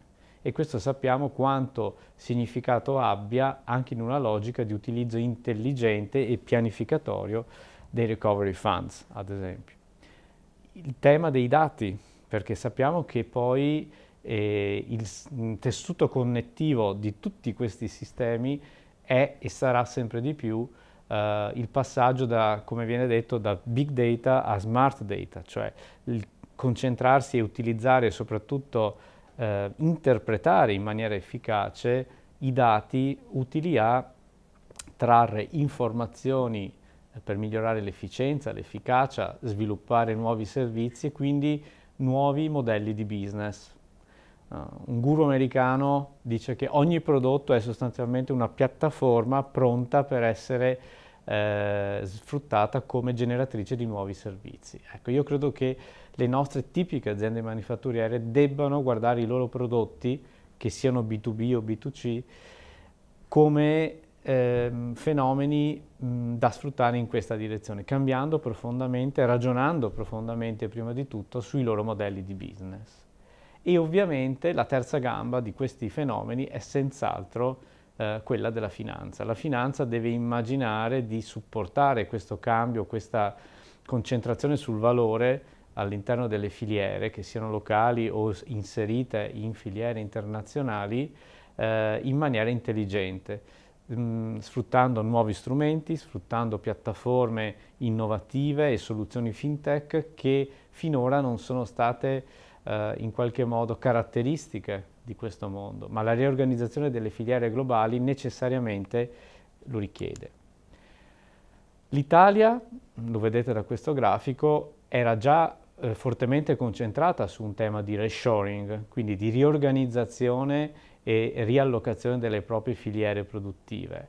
Le caratteristiche che presiedono però il reshoring sono quelle che abbiamo già introdotto, unite a un tema di redesign che deve sostanzialmente garantire una capacità di adattamento e di sviluppo e di reazione all'imprevisto che c'è e ci sarà sempre di più in maniera sistemica, non casuale, non come piano di emergenza. Ma alla base di tutto questo, abbiamo parlato di hardware, abbiamo parlato di software, ci vogliono le persone. Il capitale umano è assolutamente al centro di questa rivoluzione, di questo reshoring della competitività. E quindi necessariamente non poteva non esserci un focus, un ragionamento sulla nostra education, che purtroppo, e siamo abituati, ahimè, a questa triste metafora, è sempre un po' uno dei fanalini di coda in Europa. I numeri che ci confrontano con i paesi OCSE, quindi anche in una platea più allargata, ci vedono davvero all'ultimo posto, negli ultimi posti per l'incidenza, ad esempio, di persone che non completano i cicli secondari e terziari di formazione, con un profondo distacco dalla media europea e dalla media OCSE, con 10-15 anni di diciamo, ridotti investimenti e di riduzione di spesa totale in termini di education sul PIL complessivo, con dei ritardi di aggiornamento per quanto riguarda sia le modalità di insegnamento. Abbiamo visto quanto il Covid ci abbia permesso di accelerare attraverso la DAD, l'uso delle piattaforme di web conference, alcuni aspetti, però in maniera emergenziale, non sistemica. Significa dover adattare i sistemi formativi, pensare dei contenuti in questa logica e non semplicemente fare un piano di sopravvivenza, diciamo, e ragionando molto anche su tematiche di contenuto nuove ma cruciali, come già sappiamo, per le aziende, come le soft skills, le materie trasversali, l'integrazione tra le competenze STEAM e il mondo umanistico, e sostanzialmente ragionando ad esempio anche su temi di imprenditorialità e quindi di orientamento alla capacità di fare impresa e della logica imprenditoriale dei giovani studenti. E per concludere c'è anche un aspetto strutturale, sistemico proprio su questo fronte, sul fronte dell'education, perché ahimè anche il patrimonio scolastico, qui vedete dei numeri che sono ahimè impietosi, segna il ritardo di 30 anni di mancati investimenti, aggiornamenti e soprattutto non arriva da una visione che invece è fondamentale, cioè quella di adattare i luoghi dell'insegnamento, la scuola, oltre che alla sicurezza e alla modernità, alle nuove esigenze di erogare competenze, generare esperienze, ragionare sulle tecnologie. Quindi credo che l'investimento in infrastrutture e in ambienti scolastici e di studio in logica esperienziale per quanto riguarda le nuove tecnologie, le nuove competenze, le materie trasversali e soprattutto l'interazione con il mondo dell'impresa, sia in una logica imprenditoriale che in una logica di preparazione a essere forti e aperti sul mercato del lavoro una volta usciti dal proprio percorso scolastico, significa investire sul futuro.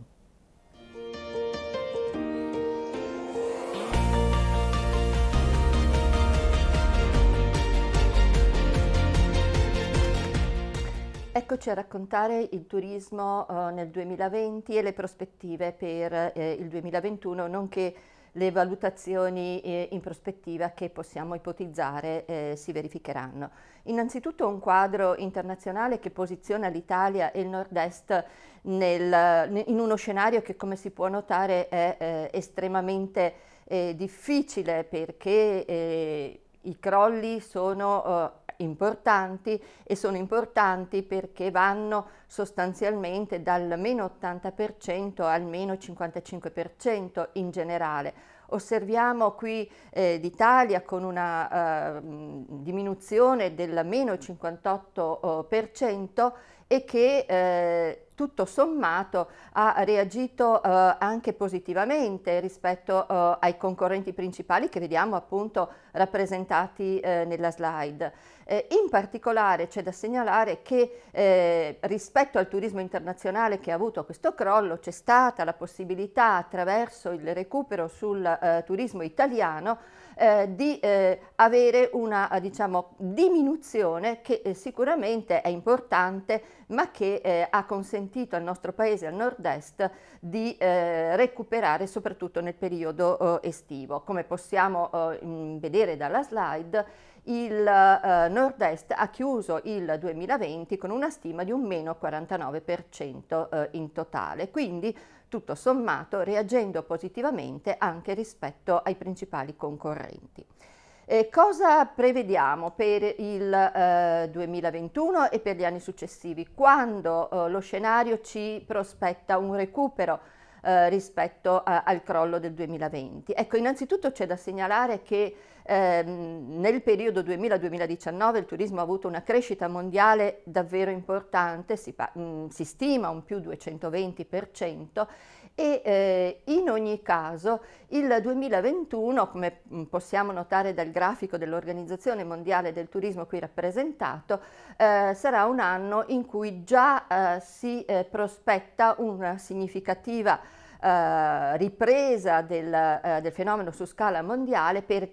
Perché sostanzialmente, comunque in ogni caso, la crescita di fiducia, la crescita nella motivazione al viaggio sono valutate come importanti un po' da tutti gli operatori e diciamo da tutti gli analisti a livello internazionale. Il recupero vero e proprio rispetto al 2019 sarà un recupero che ci vedrà appunto lavorare per mantenere le posizioni come Italia e come Nord-Est, almeno però per qualche anno. Al di là dei dati però è importante cercare di cogliere quali siano stati i cambiamenti al di là delle significative diminuzioni che abbiamo visto. Qui rappresentiamo due punti di vista importanti. Da un lato i cambiamenti anche congiunturali che abbiamo osservato e che si sono caratterizzati di fatto per una serie di effetti di polarizzazione e di disallineamento, sia a livello territoriale, dicendo con ciò il fatto che alcune realtà comunque hanno, soprattutto nel periodo estivo, visto una ripresa importante, altre invece che hanno continuato nel declino per tutto l'anno 2020. L'esempio più calzante è quello tra alcune realtà balneari, alcune realtà montane, alcuni borghi e le grandi città d'arte che sono state le più penalizzate. In tutto questo contesto ovviamente c'è stato non solo un aspetto legato al lato domanda, quindi ad una minore presenza sul mercato dei nostri tradizionali clienti, ma ovviamente un importante ruolo dei vincoli del sistema di offerta, in primis e soprattutto sui mercati internazionali, la mancanza appunto dei vettori internazionali. Ecco che quindi ci si domanda ancora quali siano quelle dinamiche che hanno avuto un ruolo e stanno avendo un ruolo congiunturale e quali invece diventeranno elementi di cambiamento strutturale. Le tre parole chiave sotto questo profilo sono in realtà personalizzazione del viaggio, il tema della sostenibilità e il tema della sicurezza. Il secondo aspetto, quindi il secondo punto di vista, centra l'attenzione su quali saranno i cambiamenti dal lato della domanda e quindi quali dovranno essere le evoluzioni nei modelli di business sia delle aziende ma anche dei territori. Ecco quindi che si punta molto sul concetto di luoghi alternativi, di luoghi segreti, cioè di cammini, di destinazioni che siano al di fuori delle grandi tracce che il turismo ha messo in luce negli anni passati. Si parla di maggiore tipicità, di autenticità, di legame con il luogo, temi che non sono nuovi ma che assumono oggi un ruolo particolarmente importante e direi centrale. E quindi tutto ciò ha a che vedere poi dal punto di vista della reazione degli operatori con la necessità di pensare ad una evoluzione nei modelli di business lungo tutta la filiera turistica e soprattutto lavorare per una contaminazione e diversificazione dei prodotti turistici. Queste sono le parole chiave che emergono sia dagli analisti sia da un'indagine che CISET ha condotto presso i suoi ex masterini. Parliamo di maggiore attenzione per l'ambiente, appunto, parliamo anche di meno affollamento, di destinazioni più vivibili, ma anche di più rete e più cooperazione, di turismo lento. La filiera turistica. Spesso si parla della filiera turistica in termini di 4.0 per il settore turistico. Ecco, secondo la nostra interpretazione, il 4.0 per la filiera turistica deve avere 3 concetti chiave come elementi centrali della propria evoluzione. Il primo concetto è quello di esperienza, il secondo è quello di ibridazione e interconnessione e il terzo necessariamente fa riferimento al capitale umano. Il primo tema, quello dell'esperienza che è qui rappresentato.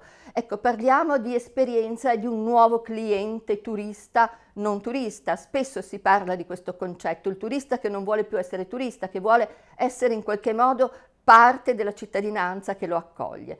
Ecco che quindi il nuovo cliente turista, non turista, è come dire, una figura molto complessa di fatto, è un appassionato, è un aggregatore, è un assemblatore della propria vacanza, ma poi è anche un certificatore. Attraverso le diverse modalità social è in grado di certificare le proprie scelte di vacanza, ma anche i servizi che acquista.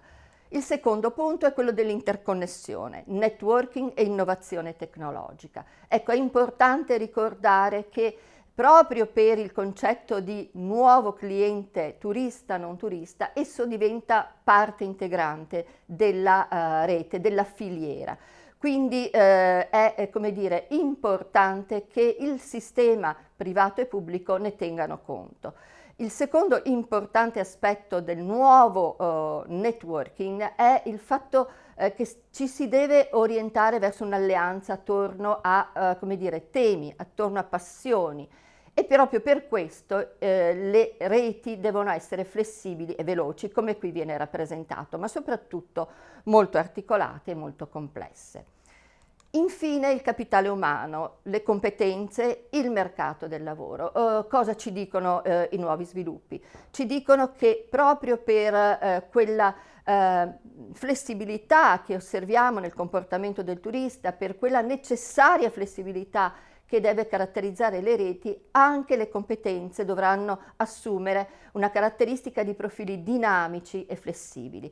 Ecco che quindi sarà importante centrare l'attenzione e la preparazione verso figure che abbiano un po' le caratteristiche che qui vengono rappresentate, ovvero noi cerchiamo figure che siano contemporaneamente responsabili ma anche sintetiche, che siano flessibili ma anche autonome, ma anche creative. E sarà proprio attorno a questi concetti che si riuscirà a creare le condizioni per un mercato del lavoro che sia più competitivo e dia modo anche a chi entra nel mercato del lavoro di avere soddisfazione. Chiudo con un'ultima slide che fa riferimento alle competenze per il rilancio. Anche questa slide fa parte di un'indagine condotta da CISET. 3 concetti principali: priorità alle competenze per l'intelligence, quindi per la conoscenza funzionale ad orientare le strategie, importanza di figure dedicate a garantire la qualità dell'esperienza ed infine attenzione alla gestione delle relazioni.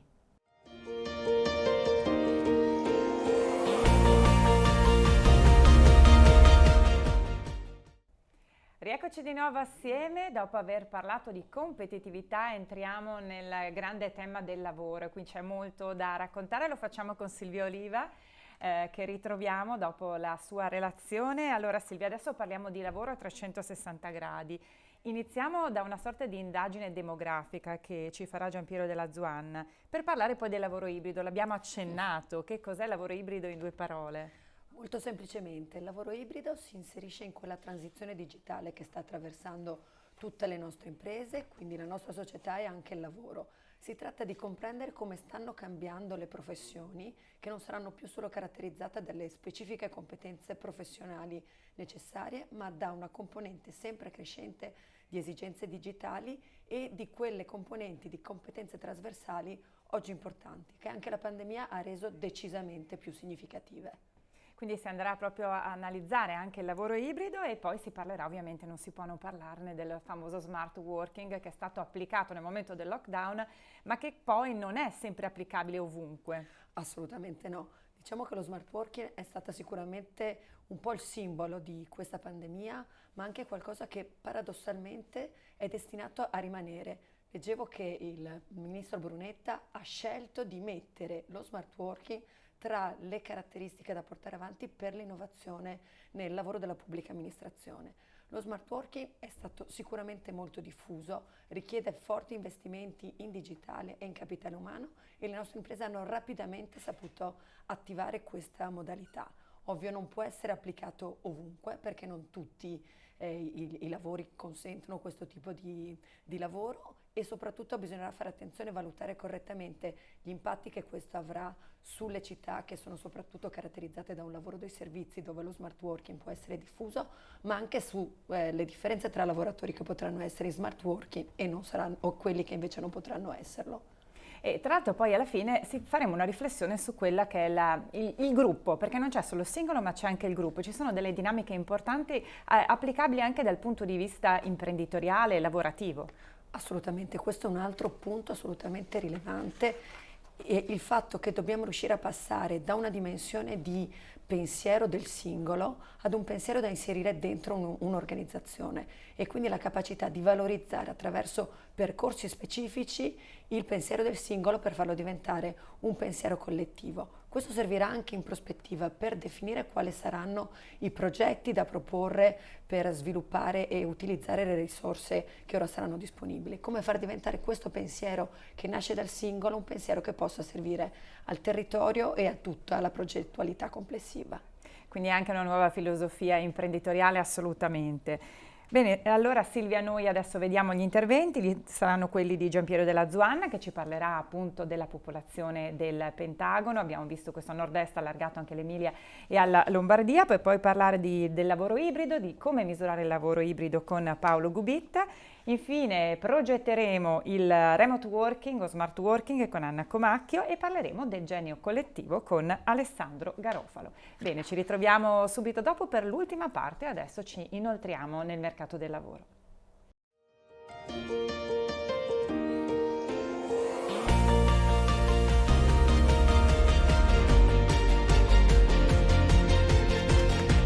In questo capitolo del rapporto parliamo di popolazione.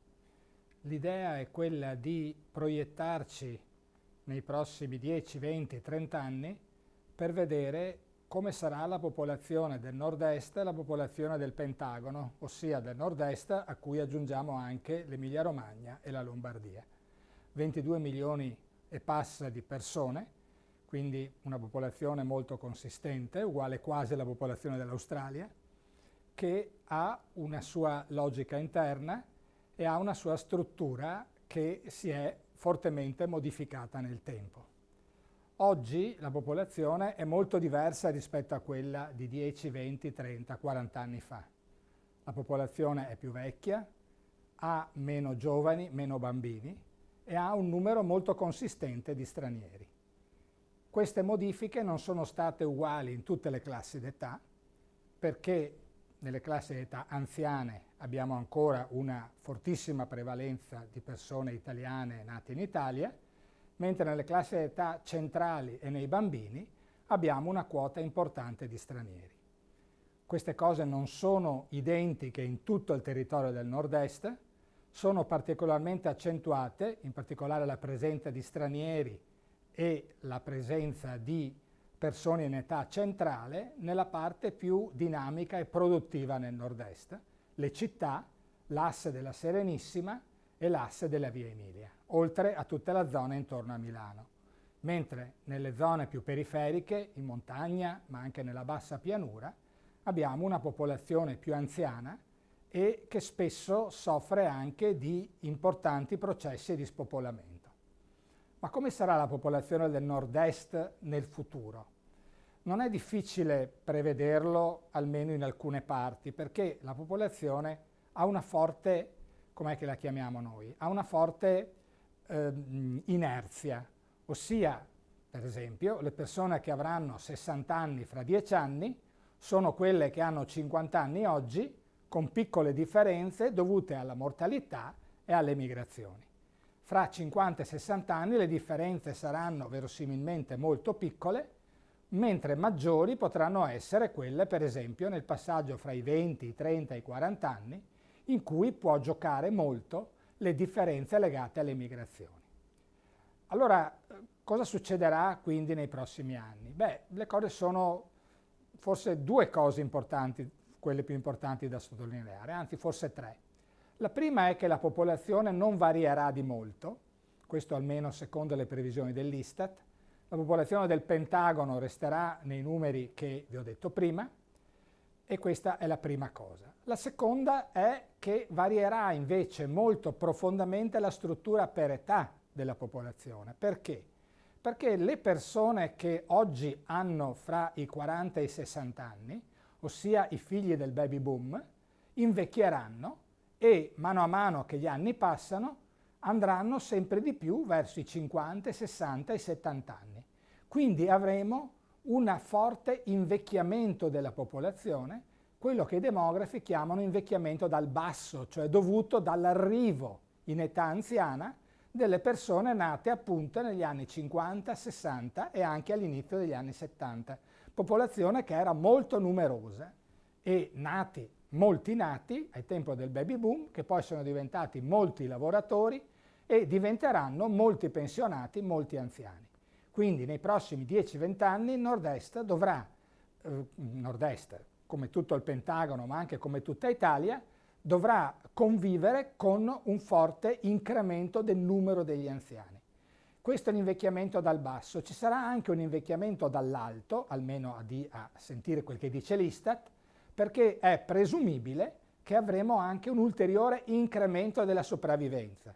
Incremento che si è arrestato nel 2020 a causa del Covid, ma che tutto fa pensare che una volta superato, grazie ai vaccini, la crisi Covid, potrà riprendere grazie ai miglioramenti, per esempio, nella cura del cancro, nella cura delle malattie cardiovascolari.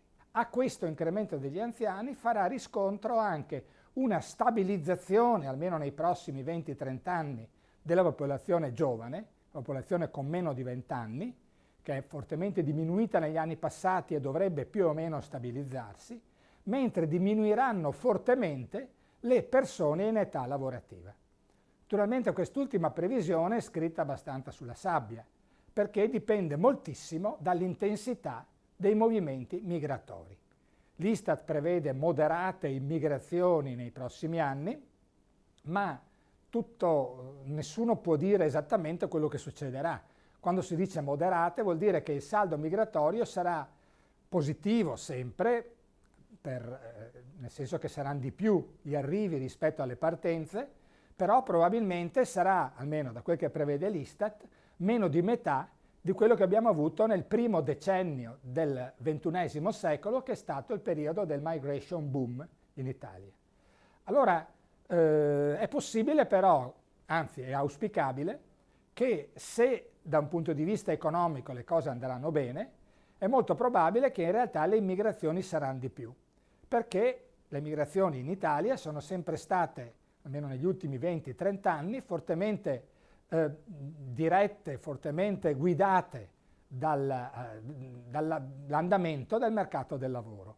Se la disoccupazione, come tutti speriamo, diminuirà, se il fatturato delle imprese riprenderà, ora è ripreso, come dicono altri capitoli del rapporto, solo in alcuni settori a macchia di leopardo, se le cose andranno meglio, se il turismo ripartirà, è possibile che il territorio del Pentagono ritorni ad essere fortemente attrattivo per gli immigrati. Questo avrà un lato positivo dal punto di vista della struttura della popolazione, perché porterà a un incremento della popolazione in età lavorativa e quindi questo incremento farà, diciamo, da contraltare all'inevitabile e ovviamente anche auspicabile, perché l'alternativa è tremenda, l'aumento appunto della popolazione in età anziana.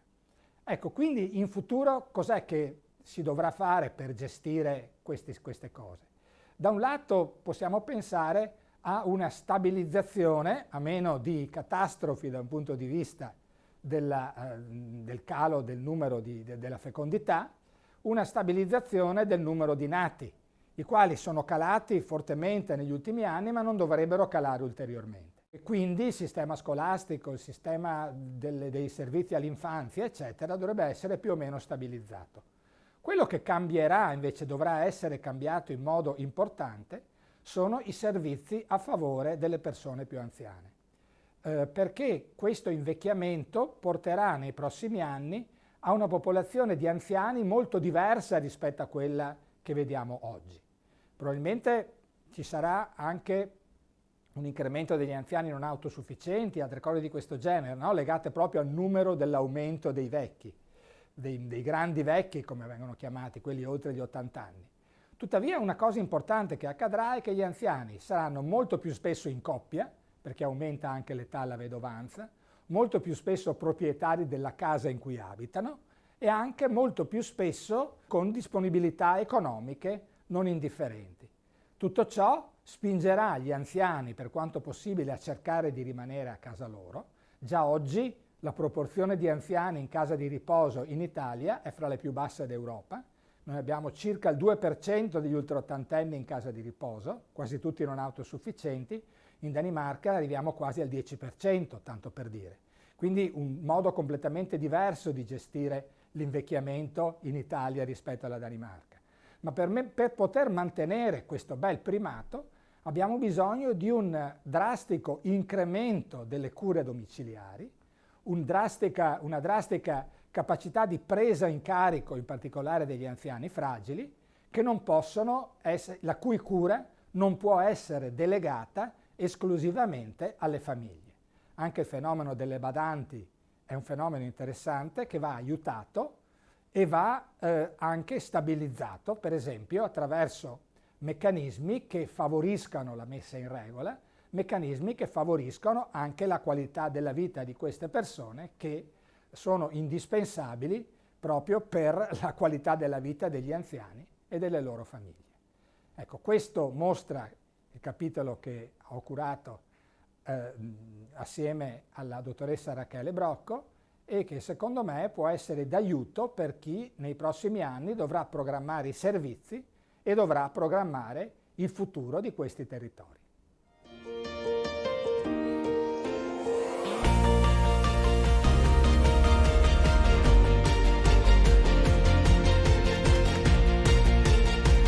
Vi parlo di una transizione veloce, anzi non solo veloce, è una transizione deliberata, perché deriva dall'azione pianificata di tanti attori privati e pubblici, individuali e collettivi. È anche una transizione però emergente, perché è la sintesi di decisioni di tanti attori distribuiti che individualmente fanno la loro parte in vista della transizione. Da altri punti di vista si tratta di una transizione che accelera e si espande fino a diventare evidente a tutti, e da altri punti di vista si contrae e rallenta la sua velocità sino a quasi a diventare invisibile. Infine, si tratta di una transizione asimmetrica perché si distribuisce in maniera non uniforme nelle diverse parti della società, delle imprese e delle comunità, ed è una transizione asincrona perché, anche ammesso che abbia le stesse caratteristiche, appare, si manifesta, si diffonde in momenti diversi nelle diverse parti della società, delle imprese e delle nostre comunità. La transizione di cui vi parlo è la transizione verso il lavoro ibrido. Così come in questa immagine una parte è in ombra, il colore predominante è il grigio, mentre l'altra parte è piena di luce, il colore predominante è il giallo, così nel mercato del lavoro ci sono segmenti che continuano ad operare in modo tradizionale ed altri invece in cui la transizione verso il lavoro ibrido è compiuta o quasi. Il 2016 è stato definito l'anno del lavoro ibrido. Ci hanno pensato, hanno coniato questo termine un gruppo di ricercatori americani che, analizzando alcuni milioni di domande di lavoro, hanno scoperto che con una certa frequenza le imprese, anche per le professioni, per le attività consolidate, chiedevano un certo livello di possesso di altre competenze, altri saperi di natura informatica, digitale o sociale che per tradizione non appartenevano a quei job.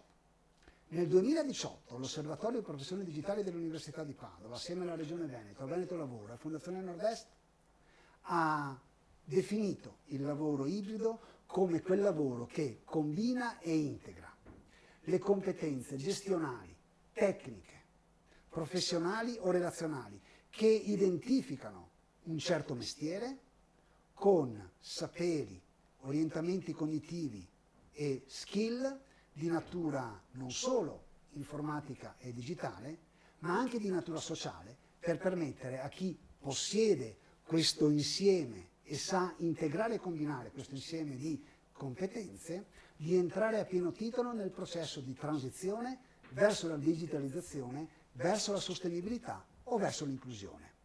L'aspetto più interessante di questa definizione è che essa ben si adatta sia ad interpretare i nuovi lavori che nascono dalle transizioni in atto, sia i lavori, i mestieri consolidati o, se volete, tradizionali, che in quella transizione devono necessariamente entrare. Nel 2020, a causa di un fenomeno esterno, la pandemia da Covid-19, l'ibridazione del lavoro si è diffusa a macchia d'olio nelle nostre comunità, nelle nostre imprese, nella nostra società e finanche all'interno delle nostre famiglie. Per farlo è necessario mettere a fuoco la transizione con gli strumenti giusti. Il primo strumento da utilizzare è l'intensità di ibridazione. Ci sono mestieri che per loro natura, per come sono stati concepiti, sono già ampiamente ibridati, nel senso che già combinano e integrano competenze di natura diversa con orientamenti sociali o cognitivi non appartenenti tradizionalmente a quel mestiere, e ci sono invece altri mestieri che sono ancora lontani dall'entrare nel flusso di questa transizione. Avremo quindi delle realtà molto avanti per quel che riguarda l'intensità di ibridazione e altre realtà, cioè altri mestieri, che sono invece ancora ancorati a un contenuto e a delle modalità operative consolidate, tradizionali, che non sono ancora sufficientemente combinate e integrate con altri saperi. L'intensità di ibridazione è necessaria, ma non è sufficiente per inquadrare la transizione verso il lavoro ibrido. È necessario considerare anche due tipi di sforzo. Lo sforzo di natura organizzativa, che fa riferimento al fatto che le persone all'interno dei luoghi di lavoro potrebbero essere coinvolte in attività caratterizzate dalla necessità di impiegare con intensità diversa strumenti piuttosto che orientamenti cognitivi o relazionali più o meno vicini all'approccio tradizionale di svolgere quelle attività. Esattamente come succede in questa immagine, dove per percorrere un determinato tratto posso utilizzare un'auto veloce, una bicicletta o uno skateboard. Accanto allo sforzo organizzativo abbiamo lo sforzo cognitivo. Lo sforzo cognitivo fa riferimento al fatto che le persone coinvolte nello svolgimento di un'attività, passando da una modalità consolidata e tradizionale a una modalità ibrida, devono risettare completamente o in maniera rilevante il loro modus operandi, gli strumenti che utilizzano o le modalità di relazionarsi con le altre persone nel luogo di lavoro con la vicinanza fisica piuttosto che a distanza. Immaginate un operaio specializzato all'interno di una fabbrica che passa dal lavorare su una macchina a controllo numerico a lavorare al computer piuttosto che ad una macchina altamente digitalizzata. Nella realtà operativa, pertanto, potremmo avere mestieri più spostati verso uno sforzo cognitivo e quindi dove l'ibridazione, a prescindere dall'intensità, chiede un impegno cognitivo rilevante, altri invece che richiedono prevalentemente uno sforzo di natura organizzativa. Mettendo insieme l'intensità di ibridazione e sforzo cognitivo e sforzo organizzativo, otteniamo un modello che ci permette di mappare la transizione in azione. Le parti blu che vedete comparire sullo schermo ci dicono che la combinazione possibile delle diverse modalità con cui si presenta l'ibridazione è oggettivamente molto ampia. Come appare, o come a me appare, questo disegno identifica una ruota. Proviamo adesso a mettere in movimento questa ruota e a vedere le implicazioni di natura politica, di policy, di natura gestionale e di natura individuale.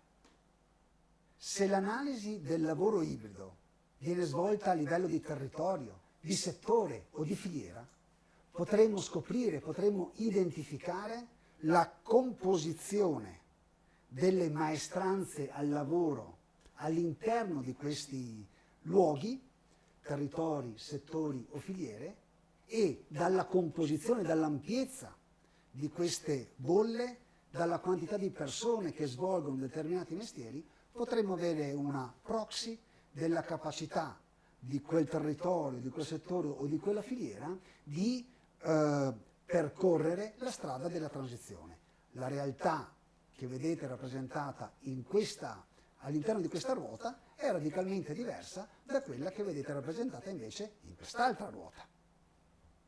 Se la stessa analisi viene compiuta in nome e per conto dei policy maker e delle parti sociali, questi attori collettivi possono, con cognizione di causa, assumere delle decisioni per guidare la transizione verso le direzioni che sono coerenti con i piani di sviluppo degli attori stessi. Se invece la mappatura viene realizzata, viene compiuta a livello di impresa, da questa mappatura la direzione aziendale può avere una precisa rappresentazione del livello di ibridazione delle attività svolte all'interno e conseguentemente stimare l'eventuale gap tra le competenze che hanno le persone, le attività che svolgono le persone e gli obiettivi di sviluppo strategico dell'impresa. Il lavoro ibrido, concepito nel 2016, ha avuto una lunga fase di gestazione. Nel 2020 la transizione si è completata e da questa transizione è nata una nuova creatura che è responsabilità di tutti noi, delle classi dirigenti e dei policy maker, far crescere e formare.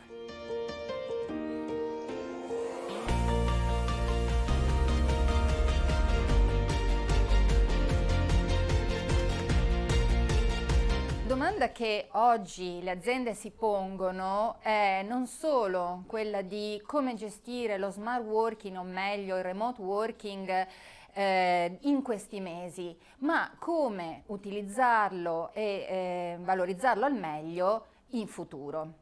Il massiccio esperimento a cui abbiamo assistito nel marzo 2020 e che ha spostato oltre un terzo degli occupati in Europa e in Italia dall'ufficio a casa ha dimostrato di operare e di lavorare nella direzione di mantenere sotto controllo due curve a livello aggregato. Da un lato la curva collegata ai contagi. Il remote working ha consentito il distanziamento sociale, dall'altro la curva del PIL, la curva delle attività. Il remote working ha consentito di mantenere attivi processi e attività in aziende private o pubbliche. Ora, la domanda è come questo massiccio esperimento possa essere mantenuto a distanza nei prossimi mesi e nei prossimi anni. La maggior parte delle aziende intervistate anche nella survey che viene riportata in questo rapporto ci dice che c'è un'intenzione di mantenere un investimento in remote working, l'80% pensa di continuare. Al tempo stesso anche i lavoratori a cui si chiede se c'è un interesse a una continuazione si dimostrano, nonostante l'attenzione al workload, la disconnessione, si dimostrano interessati a una continuazione di questo tipo di esperimento. Gli intervistati a fronte di una domanda di questo tipo dichiarano che il test è fatto e non si può più tornare indietro. Allora, quali sono le ragioni che ci consentono di immaginare una stabilizzazione del remote working nel prossimo futuro? Beh, sono sostanzialmente tre, se vogliamo riassumerle, e la prima è una riduzione dello stigma collegato al lavorare da casa, che era visto con sospetto in precedenza perché da coloro che pensavano che la mancata supervisione a vista avrebbe fatto perdere il controllo sull'operato dei collaboratori e sui loro risultati. Un'altra ragione è un miglioramento della produttività legata al remote working, quindi ha dimostrato di lavorare anche meglio delle aspettative, di funzionare meglio delle aspettative. Quindi anche questo fattore ci fa immaginare una continuazione oltre la pandemia. Un terzo elemento è collegato al massiccio investimento di nuove tecnologie digitali fatte in un periodo di tempo veramente limitatissimo. Una dei capi del personale da me intervistati ha detto: abbiamo potuto fare un investimento in infrastruttura digitale in poche settimane, un investimento che avrebbe richiesto anni di lavoro a fianco al CDA. Questo tipo di investimento, affinché possa dare un ritorno, ed è un investimento sia in tecnologie ma anche in capitale umano, ha bisogno di essere utilizzato nel medio o lungo termine. Allora, questo utilizzo ci porta alla domanda iniziale, ossia come organizzare il remote working per il futuro. Colleghi di Harvard hanno definito questo esperimento di remote working come il principale shock organizzativo dei nostri tempi.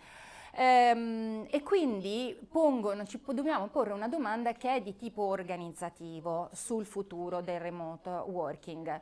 È un futuro che richiede di riprogettare, di ricombinare le attività che vengono allocate in remoto, di combinare queste con il set più adeguato di tecnologie digitali e con adeguate skill da un punto di vista tecnico, anche digitale, ma anche sociale e umano, sia nei manager che nei lavoratori. Allora, in che senso dobbiamo pensare a una riorganizzazione? Beh, innanzitutto significa decidere quali sono e quante attività vanno allocate ai lavoratori che operano da casa o comunque in remoto. In futuro la casa potrà essere sempre luogo di lavoro da remoto, ci potrebbero essere anche gli spazi di coworking o altri tipi di luoghi di lavoro distribuito. Ora la domanda è quindi quante attività allocare. Un driver che può consentire di rispondere o comunque di guidare questo tipo di analisi sono le interdipendenze tra le attività che vengono allocate a uno stesso lavoratore. In funzione di queste interdipendenze si potrà immaginare di allocare un maggior numero di attività anche rispetto a quelle che oggi sono previste. Inoltre, ricerche che guardano anche all'aspetto motivazionale ci dicono che un maggiore numero di attività allocate a un lavoratore anche in una situazione di remoto consentono di migliorare l'autoresponsabilizzazione da un lato e il self-monitoring dall'altro, e quindi anche possono essere driver di soddisfazione sul lavoro. Un secondo insieme di leve che vanno considerate quando pensiamo a come riprogettare il remote working in futuro è quello dei meccanismi di coordinamento. L'interdipendenza che si genera tra forme in remoto di lavoro, e quindi tra lavoratori diversi o lavoratori diversi in remoto e lavoro in ufficio, richiede adeguati meccanismi di coordinamento. Oggi si ricorre alla supervisione diretta anche in forma di utilizzo massiccio di, ad esempio, videoconferenze. Questo non è possibile far leva solo su questo. Quali possono essere altri esempi? Ne cito due. In situazione di interdipendenza non così elevata tra le tante attività che devono essere distribuite, si può immaginare di modularizzare l'attività lavorativa. Modularizzare significa aggregare un insieme di attività e di assegnandole ad un singolo lavoratore, definendo quelle interfacce che collegano un modulo all'altro, sia sotto un profilo tecnologico sia sotto un profilo procedurale. Quindi l'interfaccia segnala l'avanzamento o addirittura il completamento di un modulo e quindi anche il passaggio al modulo successivo.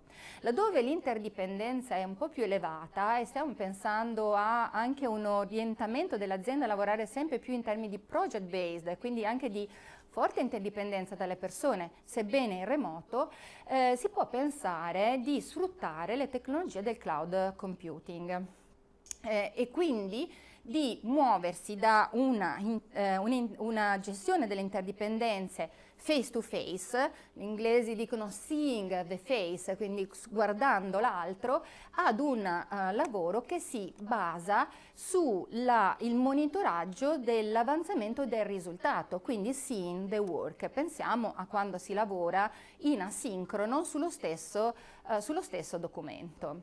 Un terzo elemento resta comunque il rapporto capo-collaboratore, sia come meccanismo di coordinamento, quindi la leadership resta una leva importante di coordinamento, sia anche come meccanismo di coordinamento che favorisce la socializzazione, messa a dura prova in questi mesi a causa del distanziamento tra le persone. Inoltre e infine direi la leadership ha un ruolo importante in quanto oggi è necessario fornire un senso di direzione a chi lavora all'interno di un'azienda, un senso di direzione a causa della grande incertezza a cui stanno facendo fronte le aziende, continui cambiamenti che mettono in campo appunto l'esigenza di avere un senso di finalità, un senso di direzione che può essere sostenuto dalla leadership. Questo ricalibrare, questo riconfigurare, guardando a queste due dimensioni, a queste tre dimensioni importanti, come allocare il lavoro, come coordinarlo, non ci deve fare dimenticare che oggi siamo di fronte anche ad alcuni limiti dell'uso del remote working e pertanto è necessario ricalibrare alcune dimensioni, quella sociale, quella spaziale e quella temporale. Da un punto di vista sociale abbiamo detto il distanziamento comporta venire a meno quelli rapporti sociali che costituiscono un meccanismo di identificazione, di socializzazione, di comunicazione. Quindi si è passati a sostituti funzionali come il coffee break virtuali o i pre-meeting per poter scambiare alcune informazioni.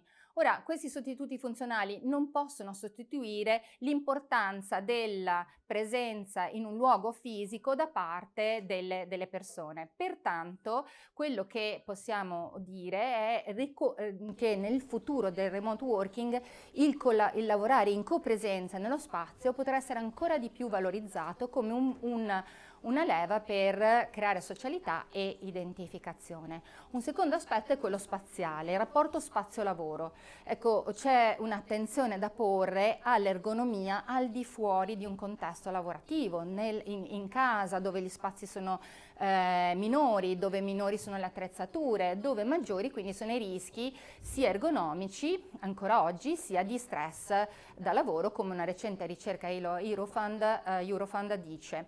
E infine c'è anche un aspetto di tempo, di gestione del tempo, non solo perché il lavoro è diventato più frenetico, senza le pause naturali di un lavoro in presenza, ma anche per il rischio della time porosity, cioè della contaminazione del tempo di vita a causa del tempo lavorativo che è entrato nello spazio e nel tempo dei lavoratori, e anche per un problema di iperconnessione che richiede un'attenzione ai diritti di disconnessione nel rispetto dell'equilibrio tra tempo di lavoro e tempo di vita familiare e vita individuale. Quindi in conclusione il tema del remote working continua a essere un tema importante per le aziende e il futuro è un futuro di riprogettazione attenta di diverse dimensioni, affinché questo massiccio esperimento e questo esperimento collettivo possa diventare un'opportunità per le aziende.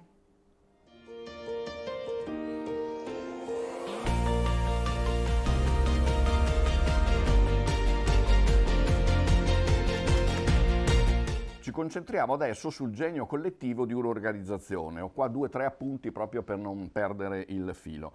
Dal punto di vista dell'innovazione ci sono dei paradossi. L'individualità, cioè l'innovazione del singolo, all'interno di una collettività. Questo è un paradosso, come far passare un'idea di un singolo all'interno di un clima aziendale dove ci sono tante altre esigenze e tanti altri bisogni degli altri collaboratori. È un paradosso su cui vale la pena, diciamo, di soffermarsi. Mi ha incuriosito in questo tempo una serie di studi fatti da esperti di comportamenti animali dal punto di vista sociale, di stormi, di sciami e di ovviamente animali che hanno dei comportamenti particolari. Mi hanno incuriosito in particolare le cicogne.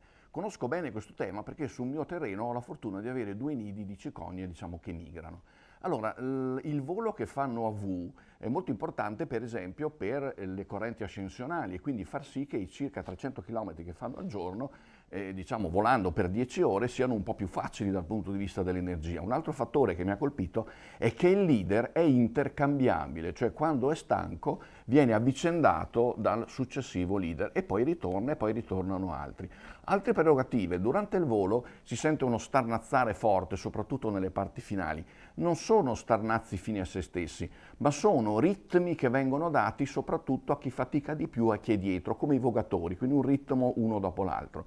Un'altra cosa che mi ha colpito è la solidarietà. Quando qualcuno è in difficoltà, i 2 laterali lo prendono o la prendono, l'accompagnano fuori, diciamo, dallo stormo affinché possa riposarsi. Se non ce la fanno, si agganceranno a, diciamo, un nuovo stormo, diciamo, di passaggio. Questi comportamenti cooperativi sono molto interessanti, ma sono anche molto umani, perché quella è la strada su cui noi dobbiamo andare. Vediamo un po' di notizie positive. Analizzando circa le 150 aziende trivenete sulle 200 che ultimamente ho cercato, diciamo, di analizzare dal punto di vista dell'innovazione e della creatività, i messaggi che io vedo sono super positivi.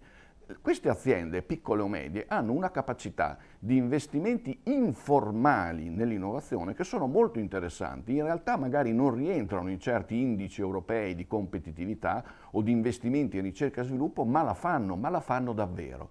Da cosa me ne accorgo? Ho analizzato una serie di fattori che vi leggo per non sgamarne nessuno.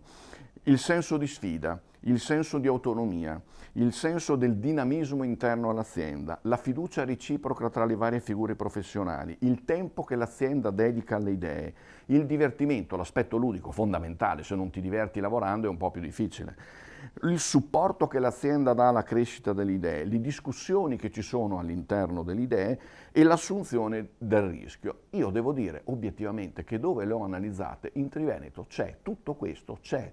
Magari è poco noto, ma c'è una forza, diciamo, di voler superare queste difficoltà, a volte non dichiarate, ma che nella realtà esiste. Ultime piccole riflessioni. Un antropologo famosissimo, mezzo fisico se non sbaglio come me, Dunbar, è quello che ha evidenziato la teoria dei famosi 150 persone. Chi sarebbero queste 150 persone? Leggiamo la definizione esatta. È il numero di persone con cui un individuo è in grado di mantenere relazioni sociali stabili, ossia relazioni nelle quali un individuo conosce l'identità di ciascuna persona e come queste persone si relazionano le une con le altre. È 150 circa. Guarda caso è un numero che si avvicina molto al numero medio dei dipendenti delle piccole e medie aziende. In realtà nelle medie diciamo è un po' più alto, ma l'ordine di grandezza è quello. Questo è un indicatore secondo me molto interessante, cioè abbiamo come dire, la coincidenza che l'attività e l'attrattività e l'energia che hanno queste piccole aziende dovuti al fatto che c'è un forte senso cooperativo interno. Qual è il futuro da questo punto di vista? La competizione, collaborare tra competitors. Ci sono già tantissimi esempi in Veneto e in Triveneto di situazioni di questo tipo che hanno avuto molto successo. Quali sono le condizioni per poterlo fare però?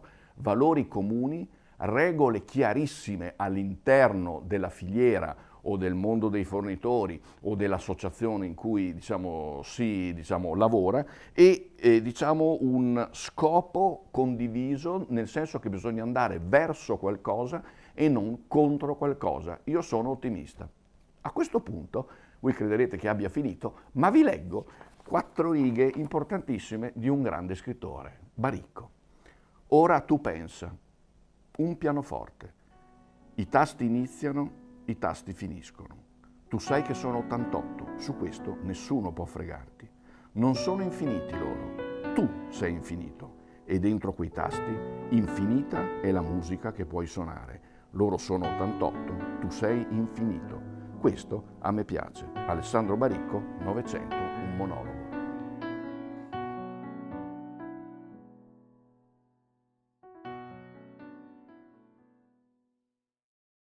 Rieccoci di nuovo assieme per l'ultima parte della presentazione del rapporto e siamo con Shira Fano, grazie di essere qui a chiudere quest'ultima parte in cui parleremo delle politiche. Parliamo al plurale perché delle politiche si può parlare a 360 gradi, dalla politica nel vero senso della parola anche a quelli che sono gli strumenti finanziari e non solo.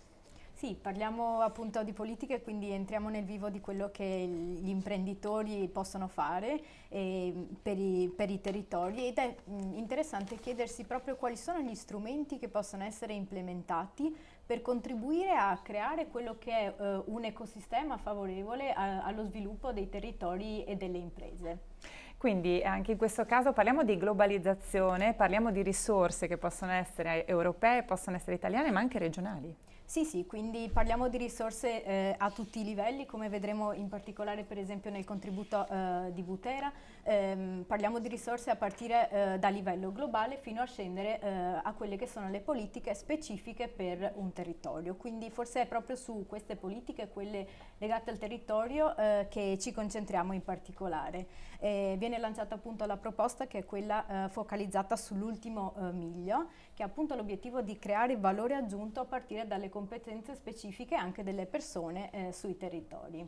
Poi si parlerà anche di fabbriche vetrina, quindi si confronteranno le piccole e medie imprese con quelle più grandi. Sì, questa diciamo è un'idea che è stata lanciata da Confindustria Veneto che appunto ha avuto l'idea di raccogliere circa per il momento una trentina di imprese che sono quelle che maggiormente sono state in grado proprio di recepire le innovazioni di Industria 4.0 e sono state quelle che hanno avuto anche la forza di esporsi davanti alle altre, puntando proprio ad essere da esempio e da traino per le altre imprese sul territorio.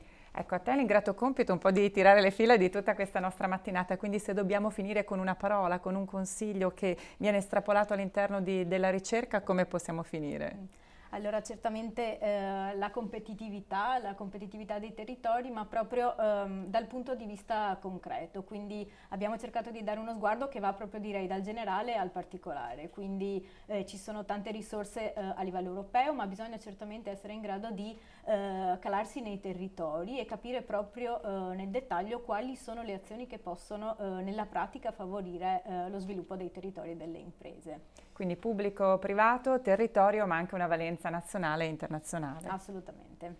Allora ti ringraziamo e quindi diamo vita alla seconda parte in cui iniziamo con Zaninotto e il contributo appunto delle politiche place-based poi parleremo dei patti per il lavoro con Federico Butera, delle risorse per un nuovo sviluppo con Italo Candoni e poi appunto parleremo delle fabbriche vetrine che abbiamo appena citato con Gabriella Bettiolla, per finire con Antonio Zotti, nuove risorse Search Fund. E con questo chiudiamo questa ultima parte della nostra mattinata parlando appunto delle politiche.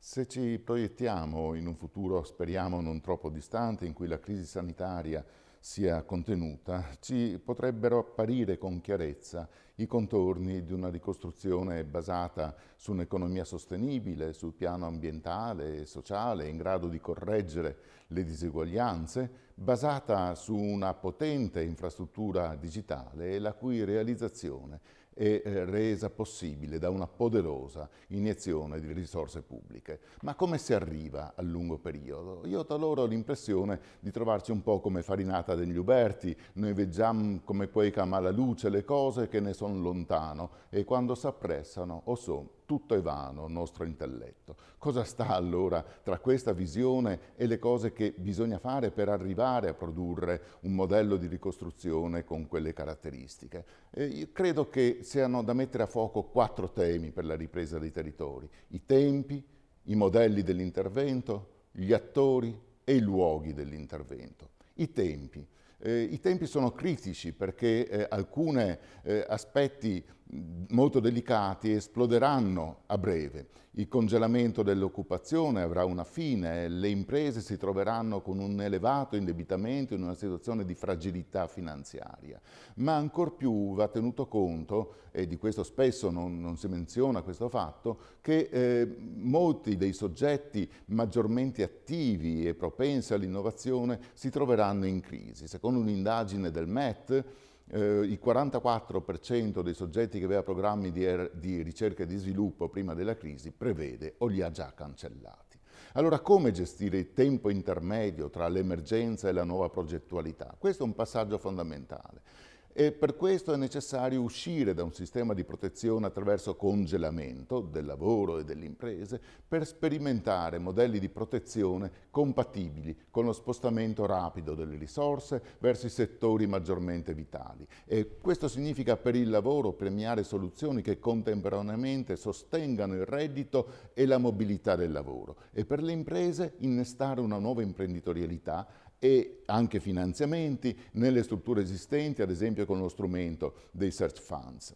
Quanto ai modelli, i modelli di riferimento, veniamo da un passato molto delicato, da 25 anni circa di assenza di crescita, ma attenzione, se si guarda all'interno dei diversi settori dell'economia scopriamo che le difficoltà di crescita e di sviluppo della produttività riguardano soprattutto alcuni settori e alcuni settori dei servizi, soprattutto, che sono quelli su cui maggiormente bisognerebbe incidere. Come fare? Ma ci sono alcuni strumenti, il public procurement per l'innovazione, immaginare un cambiamento radicale nel modello di appalto pubblico che preveda ad esempio obiettivi di innovazione e non solo assegnazione di incarichi, come potrebbe essere ad esempio un piano di riqualificazione energetica degli edifici pubblici attraverso contratti basati sul risultato. Occorre pensare a piani diretti per generare domanda di innovazione. Molte delle politiche di innovazione sono state basate sull'offerta, ma attivare domanda di innovazione è altra cosa, ad esempio nella gestione urbana, nel turismo, nei servizi sanitari. E infine una nuova regolazione delle modalità di fornitura dei servizi a carattere pubblico che implichino innovazione. Gli attori. Anche sugli attori c'è quasi un refrain, una moda, no? Si parla di partnership tra pubblico e privato, ma per realizzare questo occorrono nuovi strumenti e un nuovo patto sociale. Ad esempio il mantenimento degli interventi pubblici di sostegno alle imprese potrebbe essere condizionato all'effettuazione da parte dei beneficiari di investimenti che accelerino la transizione verso un'economia più sostenibile sul piano ambientale e sociale. Oppure si potrebbero valorizzare dei modelli di governance in cui l'interesse pubblico e privato siano incorporati in patti societari, come accade ad esempio nei modelli di benefit corporation. E infine i luoghi. I luoghi sono importantissimi. Non bastano le politiche nazionali, non bastano le politiche europee per attivare innovazione, soprattutto in questi settori dei servizi che sono più frammentati, hanno un carattere maggiormente locale. È fondamentale la natura place-based degli interventi. I piani di intervento nazionali ed europei devono potersi calare nella specificità dei contesti locali, livello al quale si può effettivamente attivare un'imprenditorialità diffusa. L'esempio delle start-up, dei piani per le start-up innovative, ci dice che le regioni hanno avuto dei risultati molto, molto diversi, a partire dalle stesse misure. Quindi un'elevata granularità è richiesta per conoscere le caratteristiche specifiche delle imprese. Come dice Paolo Costa in un suo articolo pubblicato quest'estate, in una nuova e auspicata stagione di politica industriale, l'orientamento e la valutazione ex ante ed ex post delle politiche per la crescita dovranno basarsi su una conoscenza profonda del tessuto produttivo, non solo nelle sue dimensioni quantitative, ma anche qualitative.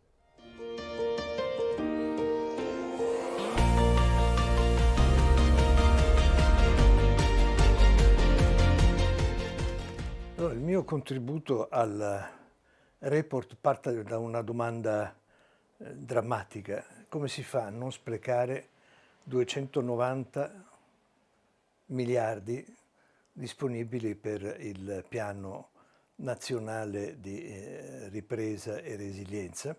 Contiene una proposta che è quello di attivare un'azione per gestire l'ultimo miglio, la realizzazione, l'execution di questi patti.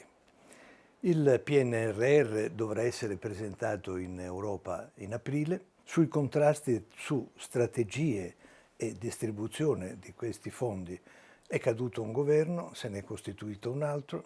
Ci auguriamo che le soluzioni strategiche e le soluzioni di governance siano risolte nel modo migliore. Ecco, da aprile, dal momento in cui si partirà, inizierà una nuova fase.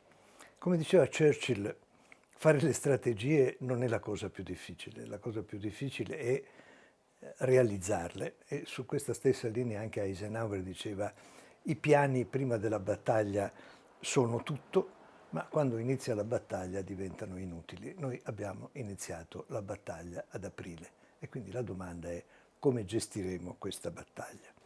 Quindi io nel documento che pubblichiamo sul report faccio una proposta di metodo. Sulla base delle esperienze internazionali e italiane, la proposta contenuta nel mio documento è quello di rafforzare l'ultimo miglio dei percorsi di esecuzione del PNRR lungo un asse principale, l'asse della creazione del valore aggiunto sul territorio attraverso la creazione di lavoro di qualità.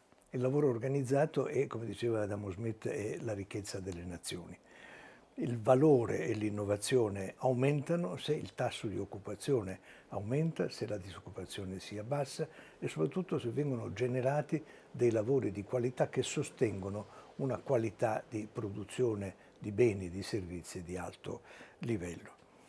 Quindi in sostanza la proposta è quella di agire perché si sviluppino nuovi ruoli e professioni, vengano attivati percorsi formativi, si sviluppi una forma di smart work realmente, diciamo, di qualità, si superino i lavori parcellari e burocratici e questo diventi in qualche misura l'asse di partenza.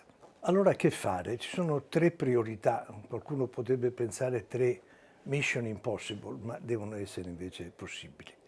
La prima è quella di mobilitare e generare coesione delle energie pubbliche e private. Quindi una gestione di un tale volume di investimenti deve suscitare necessariamente la coesione sia a livello centrale che a livello territoriale. limitarsi alle compliance burocratiche o ai controlli equivale sicuramente ad andare di fronte a un insuccesso. Quindi bisogna che le macro regioni, come per esempio il Pentagono dello sviluppo italiano, che ha studiato la Fondazione Nord-Est, le regioni come l'Emilia Romagna, il Veneto, la Sardegna, le Puglie, le città importanti come Firenze, Milano, Venezia, Pesaro e così via di seguito, e alcune aree omogenee come il Canavese o come l'Agordino, ecco, siano attive e efficaci in questo percorso di realizzazione del piano. La seconda priorità è riformare alcuni aspetti e alcune dimensioni delle pubbliche amministrazioni. Allora, sicuramente le amministrazioni territoriali, la gestione di queste risorse è critica. Molte regioni italiane hanno utilizzato il 50% delle risorse assegnate alle regioni in passato e alcune sono state invece molto virtuose. Ecco, noi oggi siamo di fronte ad un volume straordinariamente elevato. Per fare questa cosa bisogna riorganizzare, efficientare, migliorare le amministrazioni locali.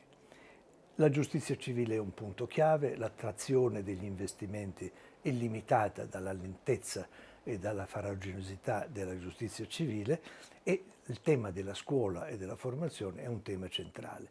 Tutta la trasformazione che verrà implicata richiede un livello di formazione diversa.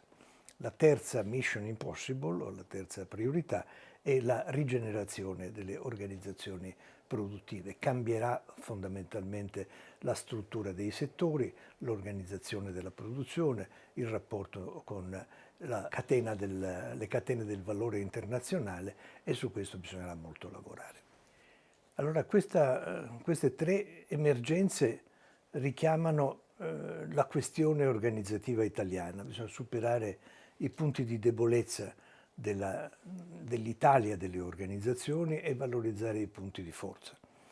L'emergenza Covid-19 è caduta su una situazione di fragilità italiana e ha mostrato in maniera drammatica, per esempio, le insufficienze non solo di finanziamenti ma anche di organizzazione, dell'organizzazione sanitaria, dell'organizzazione pubblica, la fragilità delle piccole e medie imprese, la inadeguatezza della pubblica amministrazione, e tutti elementi che devono essere rapidamente modificati. Ha mostrato anche contemporaneamente dei punti di forza da cui ripartire per la ripresa, no? Il primo punto di forza è il sistema professionale. Il sistema professionale della sanità, i medici, gli infermieri, i servizi hanno mostrato non solo atti di eroismo, ma una resilienza straordinaria nella loro consistenza professionale. Il terzo settore ha espresso una grandissima capacità di affrontare emergenze significative. Le eccellenze di alcune piccole e medie imprese e di alcune grandi imprese sono il punto di forza da cui ripartire. Molte di queste non si sono lasciate fermare dalla pandemia, ma hanno continuato a inventare nuovi prodotti, nuovi servizi, a esportare, a innovare, quindi questo è un punto di grande forza da cui partire. I sindacati hanno partecipato a sanificare gli stabilimenti e quindi sono stati attivi, come è successo durante la guerra, e non è secondario il fatto che ci sono state delle organizzazioni pubbliche straordinarie, i carabinieri, le forze di polizia, la protezione civile, hanno dato un contributo straordinario, e a quel tipo di pubblica amministrazione che bisogna fare riferimento. E soprattutto il comportamento dei cittadini è stato un comportamento straordinariamente disciplinato, attento, paziente. I cittadini si sono mostrati spesso migliori delle loro istituzioni. Abbiamo condotto negli ultimi 2 anni una ricerca che abbiamo pubblicato con il Mulino, intitolata Coesione e Innovazione, una ricerca sul patto per il lavoro della Regione Emilia-Romagna, che è un caso virtuoso di intervento territoriale. Che cos'è questo patto? È un patto siglato da 50 soggetti pubblici e privati che hanno messo in comune le loro strategie, le loro intenzioni e hanno trovato un minimo comune denominatore, ecco, sulla base di alcuni obiettivi condivisi e misurabili, centrati giusto appunto sul lavoro. Abbattimento della disoccupazione, aumento dell'occupazione, valore aggiunto e creazione di innovazione sul territorio, in particolare sulla dimensione dei big data, su cui è stato costituito un tecnopolo che è il più potente centro di elaborazione di dati di Europa. La Giunta dell'Emilia Romagna ha rinnovato adesso questo patto, aggiungendo la dimensione dell'azione sul clima, evidentemente, e quello che noi abbiamo scoperto è che questa modalità è un modello tipizzabile e generalizzabile anche al di fuori delle specificità di questa particolare regione. Il modello consiste fondamentalmente in una forma di governance partecipata e di modalità di azione misurata e controllata nel corso di tutto il percorso. Quindi partendo da questa esperienza che abbiamo studiato in Emilia-Romagna, ecco, noi possiamo oggi identificare dei caratteri generali che superano le specificità irripetibili evidentemente di quella regione. Noi abbiamo in questo momento una posizione forte da parte delle regioni italiane. Il presidente della Conferenza delle Regioni, Stefano Bonaccini, ha dichiarato di voler prendere parte attivamente nel processo di attuazione, di realizzazione del PNRR. La stessa cosa ha fatto il presidente dell'ANCI, dei comuni italiani, Antonio De Caro, ecco, e su questa linea si sono espressi i sindaci di Milano, di Firenze, di Venezia, di Pesaro, insomma, e quindi da questo punto di vista questo è il momento di attivare tutta la struttura e tutta la collaborazione anche di tipo territoriale. Si può fare, ecco, noi abbiamo provato a dire che ci sono 7 punti di metodo che sono alla portata di tutti e in particolare, visto che questo è il report sul Veneto del Veneto. Il primo è la stipula di un patto tra istituzioni del territorio e forze produttive e forze sociali. Patto vuol dire non accordo per la spartizione di risorse, non vuol dire contrattazione delle posizioni, ma vuol dire convergere verso una strategia comune. Secondo punto di questo metodo è la condivisione di strategie di valorizzazione del territorio. I nostri territori devono fare un salto di innovazione nelle tecnologie, nell'organizzazione, nella collocazione internazionale, nel marketing. Ecco, bisogna pensare anche di cambiare, ecco, i punti anche di forza delle nostre aree territoriali per diventare più forti e più competitive. Questo è un punto di accordo. Il terzo elemento di metodo è la definizione di obiettivi misurabili, si chiamano SMART, specifici, misurabili, raggiungibili, temporizzabili, insomma, e in particolare quelli che riguardano il lavoro. Fare un po' come si fa in una singola azienda, sapere ogni mese, ecco, se quello che vogliamo ottenere è stato raggiunto o non è stato raggiunto. Il quarto punto del metodo è la finalizzazione, quindi degli investimenti non solo pubblici del PNR, ma anche privati, ecco, a questi obiettivi concordati. Il quinto punto è quello che chiamiamo the all government approach, no? Un approccio che tenga insieme e integri gli interventi sul capitale umano, sull'innovazione, sul territorio, sul welfare, normalmente affidati a silos che operano ciascuno per conto proprio. Il sesto punto di questo metodo è una organizzazione che in questo caso coinvolge tantissime persone, che sia rigorosa, insomma non un'organizzazione burocratica ma una rete funzionante, governata con sistemi informativi che consentono di potenziare le comunicazioni tra i vari soggetti e, last but not least, l'intervento sulla amministrazione.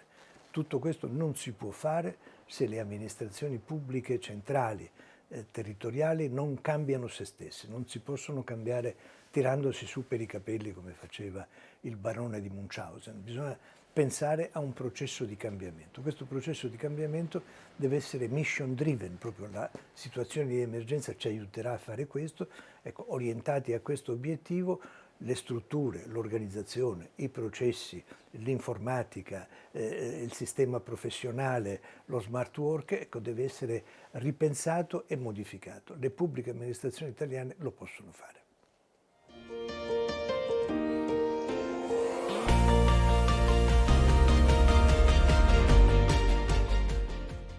Questa che stiamo vivendo è una stagione di transizione tra due programmazioni sovvenzionali 2014-2020 a 2021-2027, ma è anche una stagione in cui i media ci sottopongono ogni giorno messaggi circa un insieme molteplici di risorse che dovrebbero arrivarci per l'effetto dell'emergenza sanitaria, senza distinguere la natura di queste risorse. Per cui noi stiamo vivendo una stagione con un mix di transizione e anche di confusione. Proprio per questo motivo il focus e il contributo di cui stiamo parlando cerca di rispondere a due quesiti. Quali differenze ci sono tra programmazioni diverse di sovvenzioni, quindi finanziamenti e risorse a fondo perduto, e se ci sono priorità di policy comuni tra le regioni del Pentagono per l'impiego di queste risorse. Allora, le differenze. Nella programmazione che di fatto partirà tra pochi mesi, e quindi 21-27, rispetto alla precedente noi possiamo tranquillamente vedere una maggiore semplificazione dovuta soprattutto al digitale, ma anche ad una semplificazione sulla strutturazione dei bandi, un diverso e riconosciuto valore del partenariato. Si sta prendendo coscienza del fatto che il rapporto pubblico-privato è un rapporto da ritenere sempre più paritetico anche in funzione della spesa di questi fondi, nuovi focus tematici, ci arriviamo tra poco, una valorizzazione del territorio, non solo in senso di valorizzazione del patrimonio esistente, ma anche di rigenerazione di una parte del patrimonio che è stato utilizzato e quando anche non perduto. Una cultura trasversale e vicinanza ai cittadini in senso di mobilità, in senso di servizi, in senso nuovamente di digitalizzazione. Allora, vediamo i nuovi obiettivi tematici, quindi vediamo un po' quali sono, cercando di capire se vi è o meno discontinuità con il recente passato, quali sono anche le parole chiave che vedremo nella spendita di risorse nella programmazione 21-27. Abbiamo un obiettivo, uno che riguarda un'Europa più intelligente. Qui le parole chiave sono intelligenza artificiale, sono reti innovative tra imprese, sono quindi tutto il mondo della robotica e ovviamente delle start-up innovative. Abbiamo un obiettivo tematico 2 che è centralissimo, che è un'Europa più verde e priva di emissioni di carbonio, in cui le parole chiave sono clima, sono gestione dell'economia circolare, sono transizione ad un'economia a più basse emissioni, gestione dell'acqua. Poi abbiamo un obiettivo 3 che è quello di un'Europa più connessa e quindi dotata di reti di trasporto digitale. Qui il problema chiave qui è quello della mobilità strategica e della digitalizzazione, quindi del recupero del digital divide, soprattutto in alcune aree. Il 4 dell'Europa più sociale, e qui si parla di formazione, di istruzione, nuove competenze, formazione continua. E poi forse quello tra gli obiettivi che ha più contenuti innovativi, che è l'obiettivo 5, che è l'Europa più vicina ai cittadini. Qui dentro c'è quel ragionamento che avevo fatto poco fa sulla valorizzazione del territorio, inteso non solo come recupero del patrimonio esistente, grazie a Dio nella nostra regione, ma nelle regioni del Pentagono questo patrimonio è abbondante, sia storico, sia naturalistico, sia architettonico, ma anche in senso di recupero e rigenerazione del suolo che è stato occupato. Vediamo quindi come le regioni hanno nei propri documenti strategici in funzione dei piani operativi e della programmazione 21-27 declinato un po' queste questi obiettivi tematici, ma anche come hanno declinato lo sviluppo sovvenzionato per l'appunto all'interno dei propri territori. Quelli che vedete nella slide sono i comuni denominatori all'interno delle strategie regionali utilizzate per il confronto. Poi ovviamente ci sono delle specificità. Allora, per quanto concerne il comune denominatore, noi in tutte le regioni analizzate osserviamo una continuità con le scelte positive del passato, le aggregazioni di impresa, le reti innovative, le start-up innovative, l'internazionalizzazione, quindi gli incentivi a progetti di internazionalizzazione. Diciamo che era questo, sono tutti temi questi in cui in realtà non c'è una discontinuità, c'è all'opposto una continuità con le scelte che hanno garantito anche una spendita di risorse utile nella precedente programmazione 2014-2020. C'è un maggior valore a territorio e popolazione, lo abbiamo visto anche poco fa, quindi tutte mettono in forte relazione questa necessaria valorizzazione del territorio, ma anche un avvicinamento in termini di migliori servizi e di digitalizzazione dei servizi alle popolazioni dei vari territori, non solo imprese quindi. C'è un rapporto molto forte e sentito da tutte le regioni sull'aspetto formazione, lavoro e sviluppo, soprattutto focalizzato alle nuove competenze. C'è un rinnovato collegamento e interesse al collegamento delle imprese e del mondo della ricerca, non solo in termini di trasferimento tecnologico, e ovviamente tutto il grande tema del digitale e delle connessioni digitali. Il rischio che si può notare sul fronte impresa di tutti questi temi è che le voci che abbiamo appena richiamato, ahimè, molto spesso ci conducono più facilmente a una sovvenzione di progetti pubblico su pubblico, cioè sono temi molto vicini a settori pubblici e invece un po' più sfidanti per le imprese che dovranno imparare a progettare su materie nuove, quale per l'appunto quelle del clima, quelle dell'economia circolare e così ad andare. Per quanto concerne le specificità, l'Emilia Romagna ad esempio ha molto posto al centro della propria strategia il tema dell'economia circolare, il Friuli Venezia Giulia ha invece posto al centro la valorizzazione del territorio in senso di recupero delle aree degradate, quindi una rigenerazione urbana. La Lombardia il tema della mobilità intelligente e sostenibile. Quindi vedete ci sono delle specificità, ma diciamo che i termini i fattori che uniscono le varie regioni sono quelli che abbiamo appena visto poco fa. Resta dunque da chiederci quali possono essere le due sfide culturali per le imprese, ovviamente con l'obiettivo di beneficiare il più possibile di queste sovvenzioni e quindi beneficiare il più possibile di queste risorse a fondo perduto sugli investimenti. La prima sfida è quella di concorrere all'approvvigionamento di queste risorse. Perché questa sfida? Perché in questi anni, sia pure con un miglioramento abbastanza significativo, soprattutto nell'ultima programmazione, ma in qualche modo in questi anni abbiamo assistito a una difficoltà da parte delle piccole e medie imprese a concorrere ai bandi, anche per l'esistenza di luoghi comuni, l'eccessiva burocrazia, la tecnicità eccessiva del linguaggio dei bandi. Ecco, sicuramente nei prossimi anni dovremmo superare questa diffidenza e avvicinare sempre di più le imprese alle nuove possibilità offerte dai bandi e dalle call for proposal.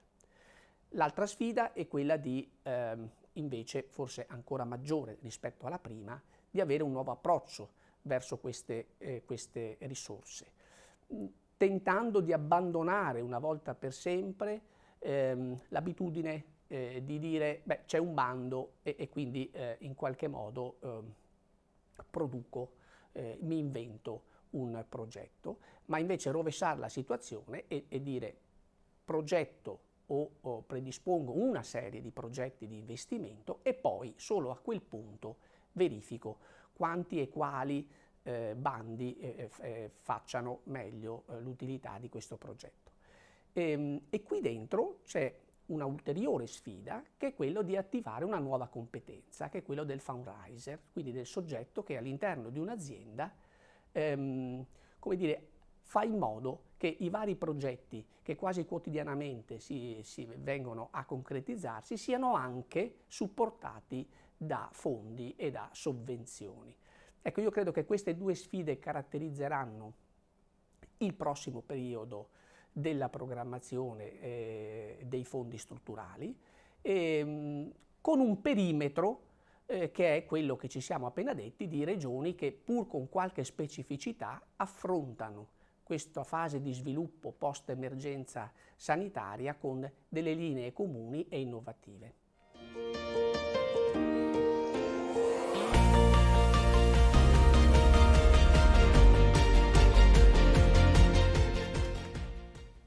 Il contributo che quest'anno abbiamo voluto dare al rapporto della Fondazione Nord-Est riguarda un progetto che si è avviato 2 anni fa e che rientra però in una più ampia strategia di Confindustria Veneto. SIAV è la società di servizi che in qualche modo supporta con la propria attività quelle che sono le politiche industriali della ricerca di Confindustria Veneto, e proprio SIAV ha da più di 20 anni istituito una sorta di osservatorio applicato sulle trasformazioni industriali delle aziende. Che cos'è che vogliamo capire? In qualche modo vogliamo capire come si stanno trasformando le nostre aziende, guardare soprattutto all'Europa e ai grandi trend di trasformazione, intercettarli attraverso dei progetti, lavorare con i migliori a livello europeo e da lì provare a portare queste prassi verso le policy e verso le nostre aziende. Questo sostanzialmente è quello che abbiamo fatto e ci ha portato a gestire centinaia di progetti europei, ad avere un ampio network di partner transnazionali, aver lavorato per nostra fortuna anche con le principali università europee, sicuramente del Triveneto europee. Ecco, questa iniziativa si colloca proprio qui dentro e riguarda in particolare uno dei grandi trend che assieme alla sostenibilità sta riguardando la trasformazione delle nostre aziende, cioè il tema del digitale.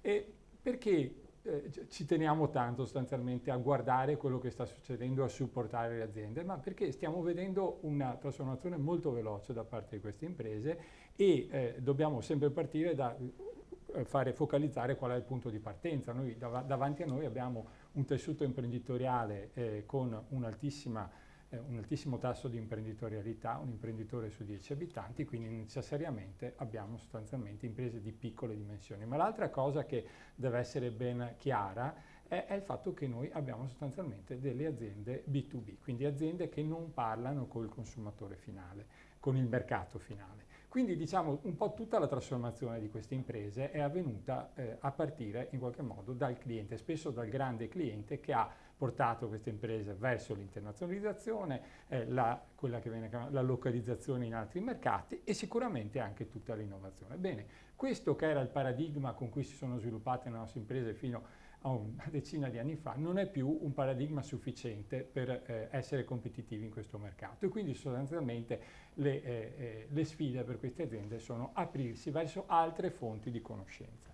In realtà questo è un problema che abbiamo riscontrato noi, il paper che citavamo addirittura ha più di 10 anni, il paper che ha scritto proprio Gabriella Bettiol, ma in realtà è un problema anche europeo perché l'Europa, pur producendo il 30% delle pubblicazioni scientifiche, non scarica a terra a sufficienza questa conoscenza. E proprio il programma Lab Fab Up dell'Unione Europea dice cerchiamo di aumentare questa capacità di rendere concrete le trasformazioni. Ecco, allora se da un lato stiamo vedendo che le strategie aziendali stanno proprio andando verso diciamo, il reperimento di queste conoscenze al di fuori della supply chain, quindi sono B2B ma pensano al B2C, vanno a vedere il cliente finale e il loro diretto cliente, cercano di ampliare i rapporti con l'università, inseriscono nuove competenze, anche alte competenze e non sempre è facile farlo, non sempre è facile adattare l'organizzazione. Dall'altra parte, se queste sono le strategie delle singole aziende, noi a livello di policy abbiamo molto cercato di spingere per facilitare questi processi di trasferimento di conoscenza verso le imprese. Ecco allora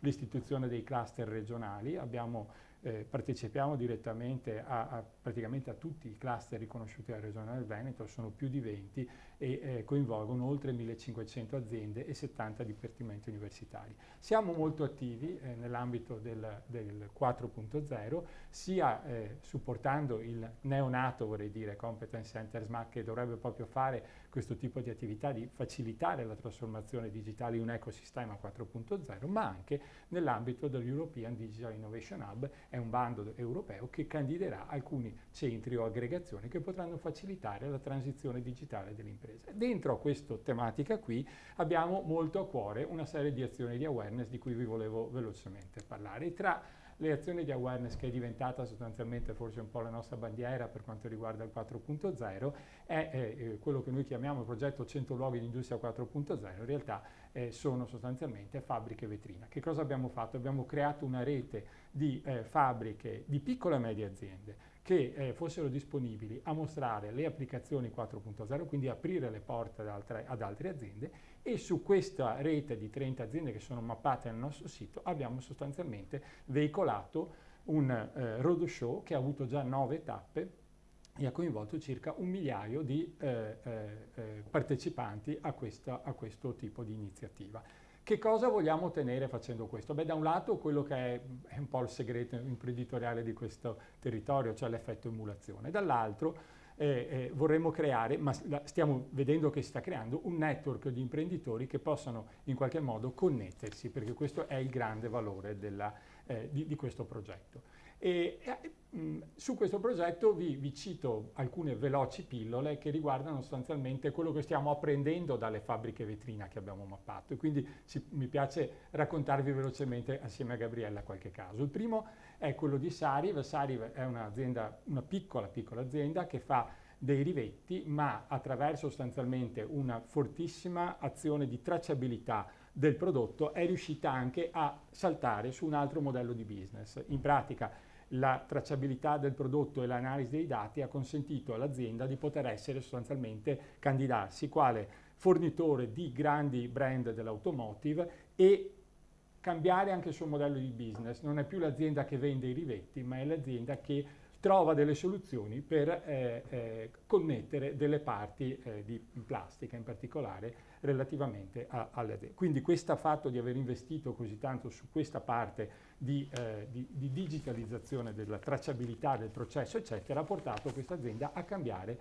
il proprio posizionamento. Un altro bellissimo caso è quello di Mesa, che è un'azienda che produce lavatrici industriali, anche questa una media azienda.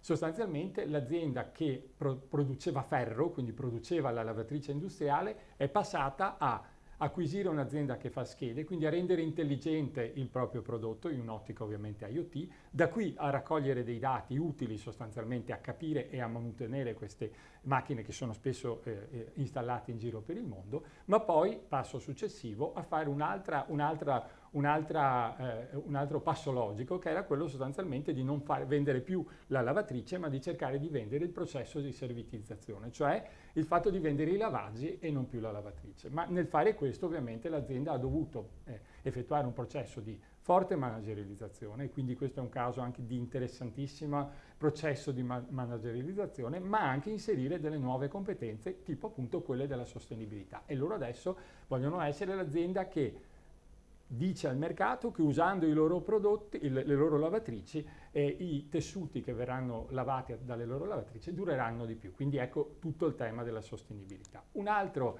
caso bellissimo che abbiamo visto nel nostro roadshow riguarda un'altra azienda, questa volta piccola azienda anche questa, ma stavolta nell'area di Sedico, di Belluno, che fa avvolgitori di pallet. Questa azienda, a parte che ecco, tutte queste aziende e un po' tutto il nostro campione sono accomunate dall'integrazione digitale dei processi, questa azienda qui è un'azienda che ha messo in atto, oltre appunto a questo processo digitale, abbiamo visto in produzione l'uso di Alexa, quindi delle cose che siamo forse abituati ad avere a casa, ma più difficile vederle in azienda. Ma la cosa interessante di questa azienda è appunto il processo di coinvolgimento del personale, quindi il fatto che è stato attuato nel fare il processo, la transizione verso il 4.0, un fortissimo coinvolgimento del personale, e infatti citiamo proprio il titolo del volume che Davide Ceccarelli, la D di questa azienda, ha scritto: chi entra in azienda se ne accorge e ci sceglie. Quindi un meccanismo di ascoltare le persone, perché ricordiamoci sempre che i processi di digitalizzazione riguardano, impattano fortemente, fortissimamente sulle risorse umane, prima ancora che sulle tecnologie. Il quarto caso, che riguarda invece un'azienda della logistica, lo faccio raccontare a Gabriella che concluda il nostro intervento. Sì, perché la continuità della digitalizzazione dei processi ovviamente si sta connettendo con la grande traiettoria dell'utilizzo dell'intelligenza artificiale. Dove lo stiamo vedendo? Lo stiamo vedendo per primis nella logistica, vedete qua, ma ancora una volta dobbiamo riferirci a un punto fermo che è avvenuto nel febbraio dell'anno scorso, quando sempre la Commissione europea ha emanato il libro bianco proprio sull'intelligenza artificiale. Nello stesso anno, a settembre, rimandando un po' la scadenza che era prevista prima di questo evento, ma purtroppo è stata ritardata, abbiamo visto un bellissimo evento, il forum coordinato da Strategy Innovation Group di Ca' Foscari, dove abbiamo visto appunto dei casi di continuità tra quello che è avvenuto nel 4.0, quindi sensoristica IoT, verso l'intelligenza artificiale. Quello che abbiamo visto altri casi, ma quello che stiamo vedendo che cos'è? Che stanno partendo per prime le aziende che si connettono ancora con i grandi settori, i settori dell'automotive, della logistica. Per esempio adesso nella nuova RIR del turismo, molta della ricerca è concentrata sull'intelligenza artificiale e questo ci fa capire che l'intelligenza artificiale è già matura per seguire un grosso fenomeno come quello della mobilità. La blockchain, ecco, qui invece c'è qualche criticità in più, nel senso che anche qui abbiamo avuto le direttive da parte europea, una bellissima ricerca applicata del MISE, partita nel febbraio 2019, sulla filiera del Made in Italy, per vedere di fare l'attrezzatura concatenata per la sostenibilità. Qui ci sono più interrogativi, perché la frammentazione delle aziende da un lato, ma anche la titubanza, la riluttanza ad aprire le banche dati a terzi e soprattutto i problemi ancora connessi alla cyber security stanno frenando questo. Le direttive europee ovviamente invitano a istituire i Digital Innovation Hub di nuova generazione proprio sull'intelligenza artificiale. In Veneto stiamo andando bene perché si è costituita una cordata di soggetti che non solo sa andare verso le strategie dettate dall'Europa, ma anche capacità gestionali, organizzative e gestionali per gestire i finanziamenti europei, e abbinando appunto gli aiuti europei con già le fabbriche vetrina, secondo noi si sta per andare verso una traiettoria che mette insieme realisticamente un network di cooperazione pubblico-privato e per andare ad accelerare appunto quello che è un processo assolutamente necessario di innovazione digitale avanzata e la creazione di un ecosistema di innovazione territoriale assolutamente necessario per rimanere competitivi.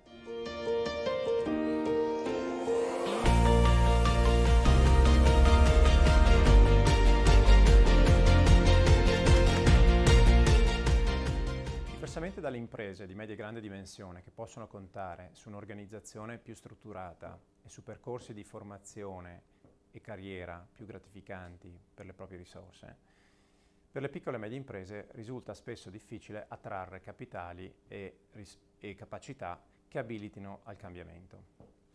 Uno studio recente sulle piccole e medie imprese nell'area euro evidenzia proprio come la disponibilità di personale qualificato e manager esperti sia l'elemento più urgente per le imprese in questo segmento. Il fenomeno diventa ancora più di rilievo per la nostra economia italiana, considerato che è fondata su moltissime imprese micro e small. In Italia infatti solo nei segmenti micro e small, cioè le imprese che hanno un fatturato inferiore a 10 milioni o un numero di dipendenti inferiore ai 50, rappresentano più del 99% del totale delle imprese in Italia, più del 65% della forza di lavoro complessivamente assunta, 78% se si considera il segmento delle medie imprese, quindi tutte le piccole e medie imprese, e circa il 50% del valore aggiunto, circa il 70% se si considera il segmento medio. Inoltre l'Italia si distingue rispetto ad altri paesi europei, secondo un recente studio dell'OCSE, come il paese con la più alta quota di occupazione nelle microimprese, circa il 95%, e con la più bassa produttività del lavoro associata a questo segmento. Quali nuovi strumenti finanziari consentono alle piccole e medie imprese di introdurre in azienda le risorse strategiche necessarie che altrimenti non riuscirebbero ad attrarre? Pur ipotizzando un accesso a risorse finanziarie sufficienti a coprire il fabbisogno operativo e di sviluppo, per molte piccole e medie imprese non è facile attrarre e acquisire capitale umano con conoscenze, esperienze e relazioni strategiche, strumentali a realizzare un percorso di cambiamento e a rendere l'impresa più adatta e più competitiva sulle nuove condizioni di mercato. L'innovazione di strumenti finanziari per le piccole e medie imprese andrebbe quindi valutata in ragione della loro capacità di conciliare l'apporto di capitale con quello di risorse strategiche, in grado di contribuire a cambiare il corredo genetico dell'azienda e quindi ad innestare un rinnovamento imprenditoriale per una maggiore competitività. I diversi strumenti di debito, se visti al di là del loro apporto di risorse e di denaro a condizioni economiche di accesso e di rimborso più favorevoli rispetto al capitale di rischio, risultano avere una dote, per loro natura risultano avere una dote priva di alcuni elementi importanti che il capitale di rischio invece ha. Si pensi all'allineamento di interessi e obiettivi tra azionisti e partner di capitale, all'incentivo a condividere informazioni e decisioni strategiche, alla volontà di mettere a fattore comune relazioni in Italia e all'estero e al fatto di contribuire in azienda con le rispettive esperienze e conoscenze a nuovi modelli di business. Il Search Fund, tra i diversi strumenti di interesse per le piccole e medie imprese, è un esempio molto interessante di strumento che risponde non solo alle esigenze di liquidità delle piccole e medie imprese, ma anche a quelle di trasformazione e rinnovamento tramite l'apporto di una dote di risorse strategiche, oltre all'apporto di risorse finanziarie con un focus sulle piccole e medie imprese. Se i finanziamenti bancari forniscono a prestito ossigeno alle piccole e medie imprese, le operazioni sul capitale puntano a cambiare in modo permanente la genetica delle aziende, incrociando generazioni diverse e patrimoni familiari sinergici di conoscenza, esperienze, relazioni e cultura, con l'obiettivo di evolvere il DNA della proprietà e dell'azienda per innestare un processo di rigenerazione interno. I Search Fund sono veicoli di investimento che consentono ad aspiranti imprenditori con età compresa tra i 30 e i 40 anni, molto preparati e dotati di esperienze rilevanti, supportati da un gruppo di investitori, a cercare, acquisire e gestire in prima persona delle piccole imprese con l'obiettivo di farle crescere apportando talento e energia imprenditoriale che altrimenti tali imprese farebbero fatica per la loro dimensione ad attrarre. Una caratteristica del Search Fund è la piena condivisione di risorse, conoscenze, relazioni ed esperienze tra investitori e i searcher, quindi l'aspirante imprenditore, orientata alla massima generazione di valore per l'azienda e per gli investitori, che con il talento e l'energia imprenditoriale dell'aspirante imprenditore rappresenta la vera dote di risorse strategiche dello strumento, oltre all'apporto di denaro per il rinnovamento dell'azienda. Il modello di investimento del Search Fund incrocia molto bene alcuni aspetti ed elementi critici per lo sviluppo delle piccole e medie imprese. Le piccole e medie imprese sono asset altamente illiquidi per gli investitori, spesso sotto soglia per gli investitori istituzionali, e quindi questa liquidità congenita per la dimensione ridotta potrebbe essere attenuata dalla creazione di una buy side con delle logiche di investimento diverse e più flessibili, come il Search Fund. Inoltre esiste un'esigenza di ricambio generazionale nel tipo di conoscenze knowledge base, quindi cioè conoscenze basate soprattutto in ambito digitale, informatico, tecnologico e linguistico. Infine il ringiovanimento della compagine imprenditoriale e del management nelle piccole e medie imprese è necessario per dotare l'azienda di nuova cultura, di nuovi modelli di gestione e relazioni per la crescita e l'internazionalizzazione. In conclusione, il Search Fund è un esempio illuminante di strumento finanziario per lo sviluppo inorganico di linfa imprenditoriale, che risponde anche alla necessità di accelerare i tempi del cambiamento per le piccole e medie imprese. Inoltre il Search Fund è uno stimolo all'innovazione di strumenti affini che riescono a coniugare la capacità e i capitali nelle piccole e medie imprese, cioè ad apportare finanza che consenta di introdurre in azienda strumenti e risorse che altrimenti le aziende di piccole dimensioni non riuscirebbero ad attrarre. Infine il Search Fund si presta ad essere studiato quale modello più adatto a valorizzare quanto abbiamo già costruito, considerato che in Italia e nel nord-est in particolar modo esiste un terreno molto fertile di piccole e medie imprese e un po' meno ricco di start-up tecnologicamente avanzate.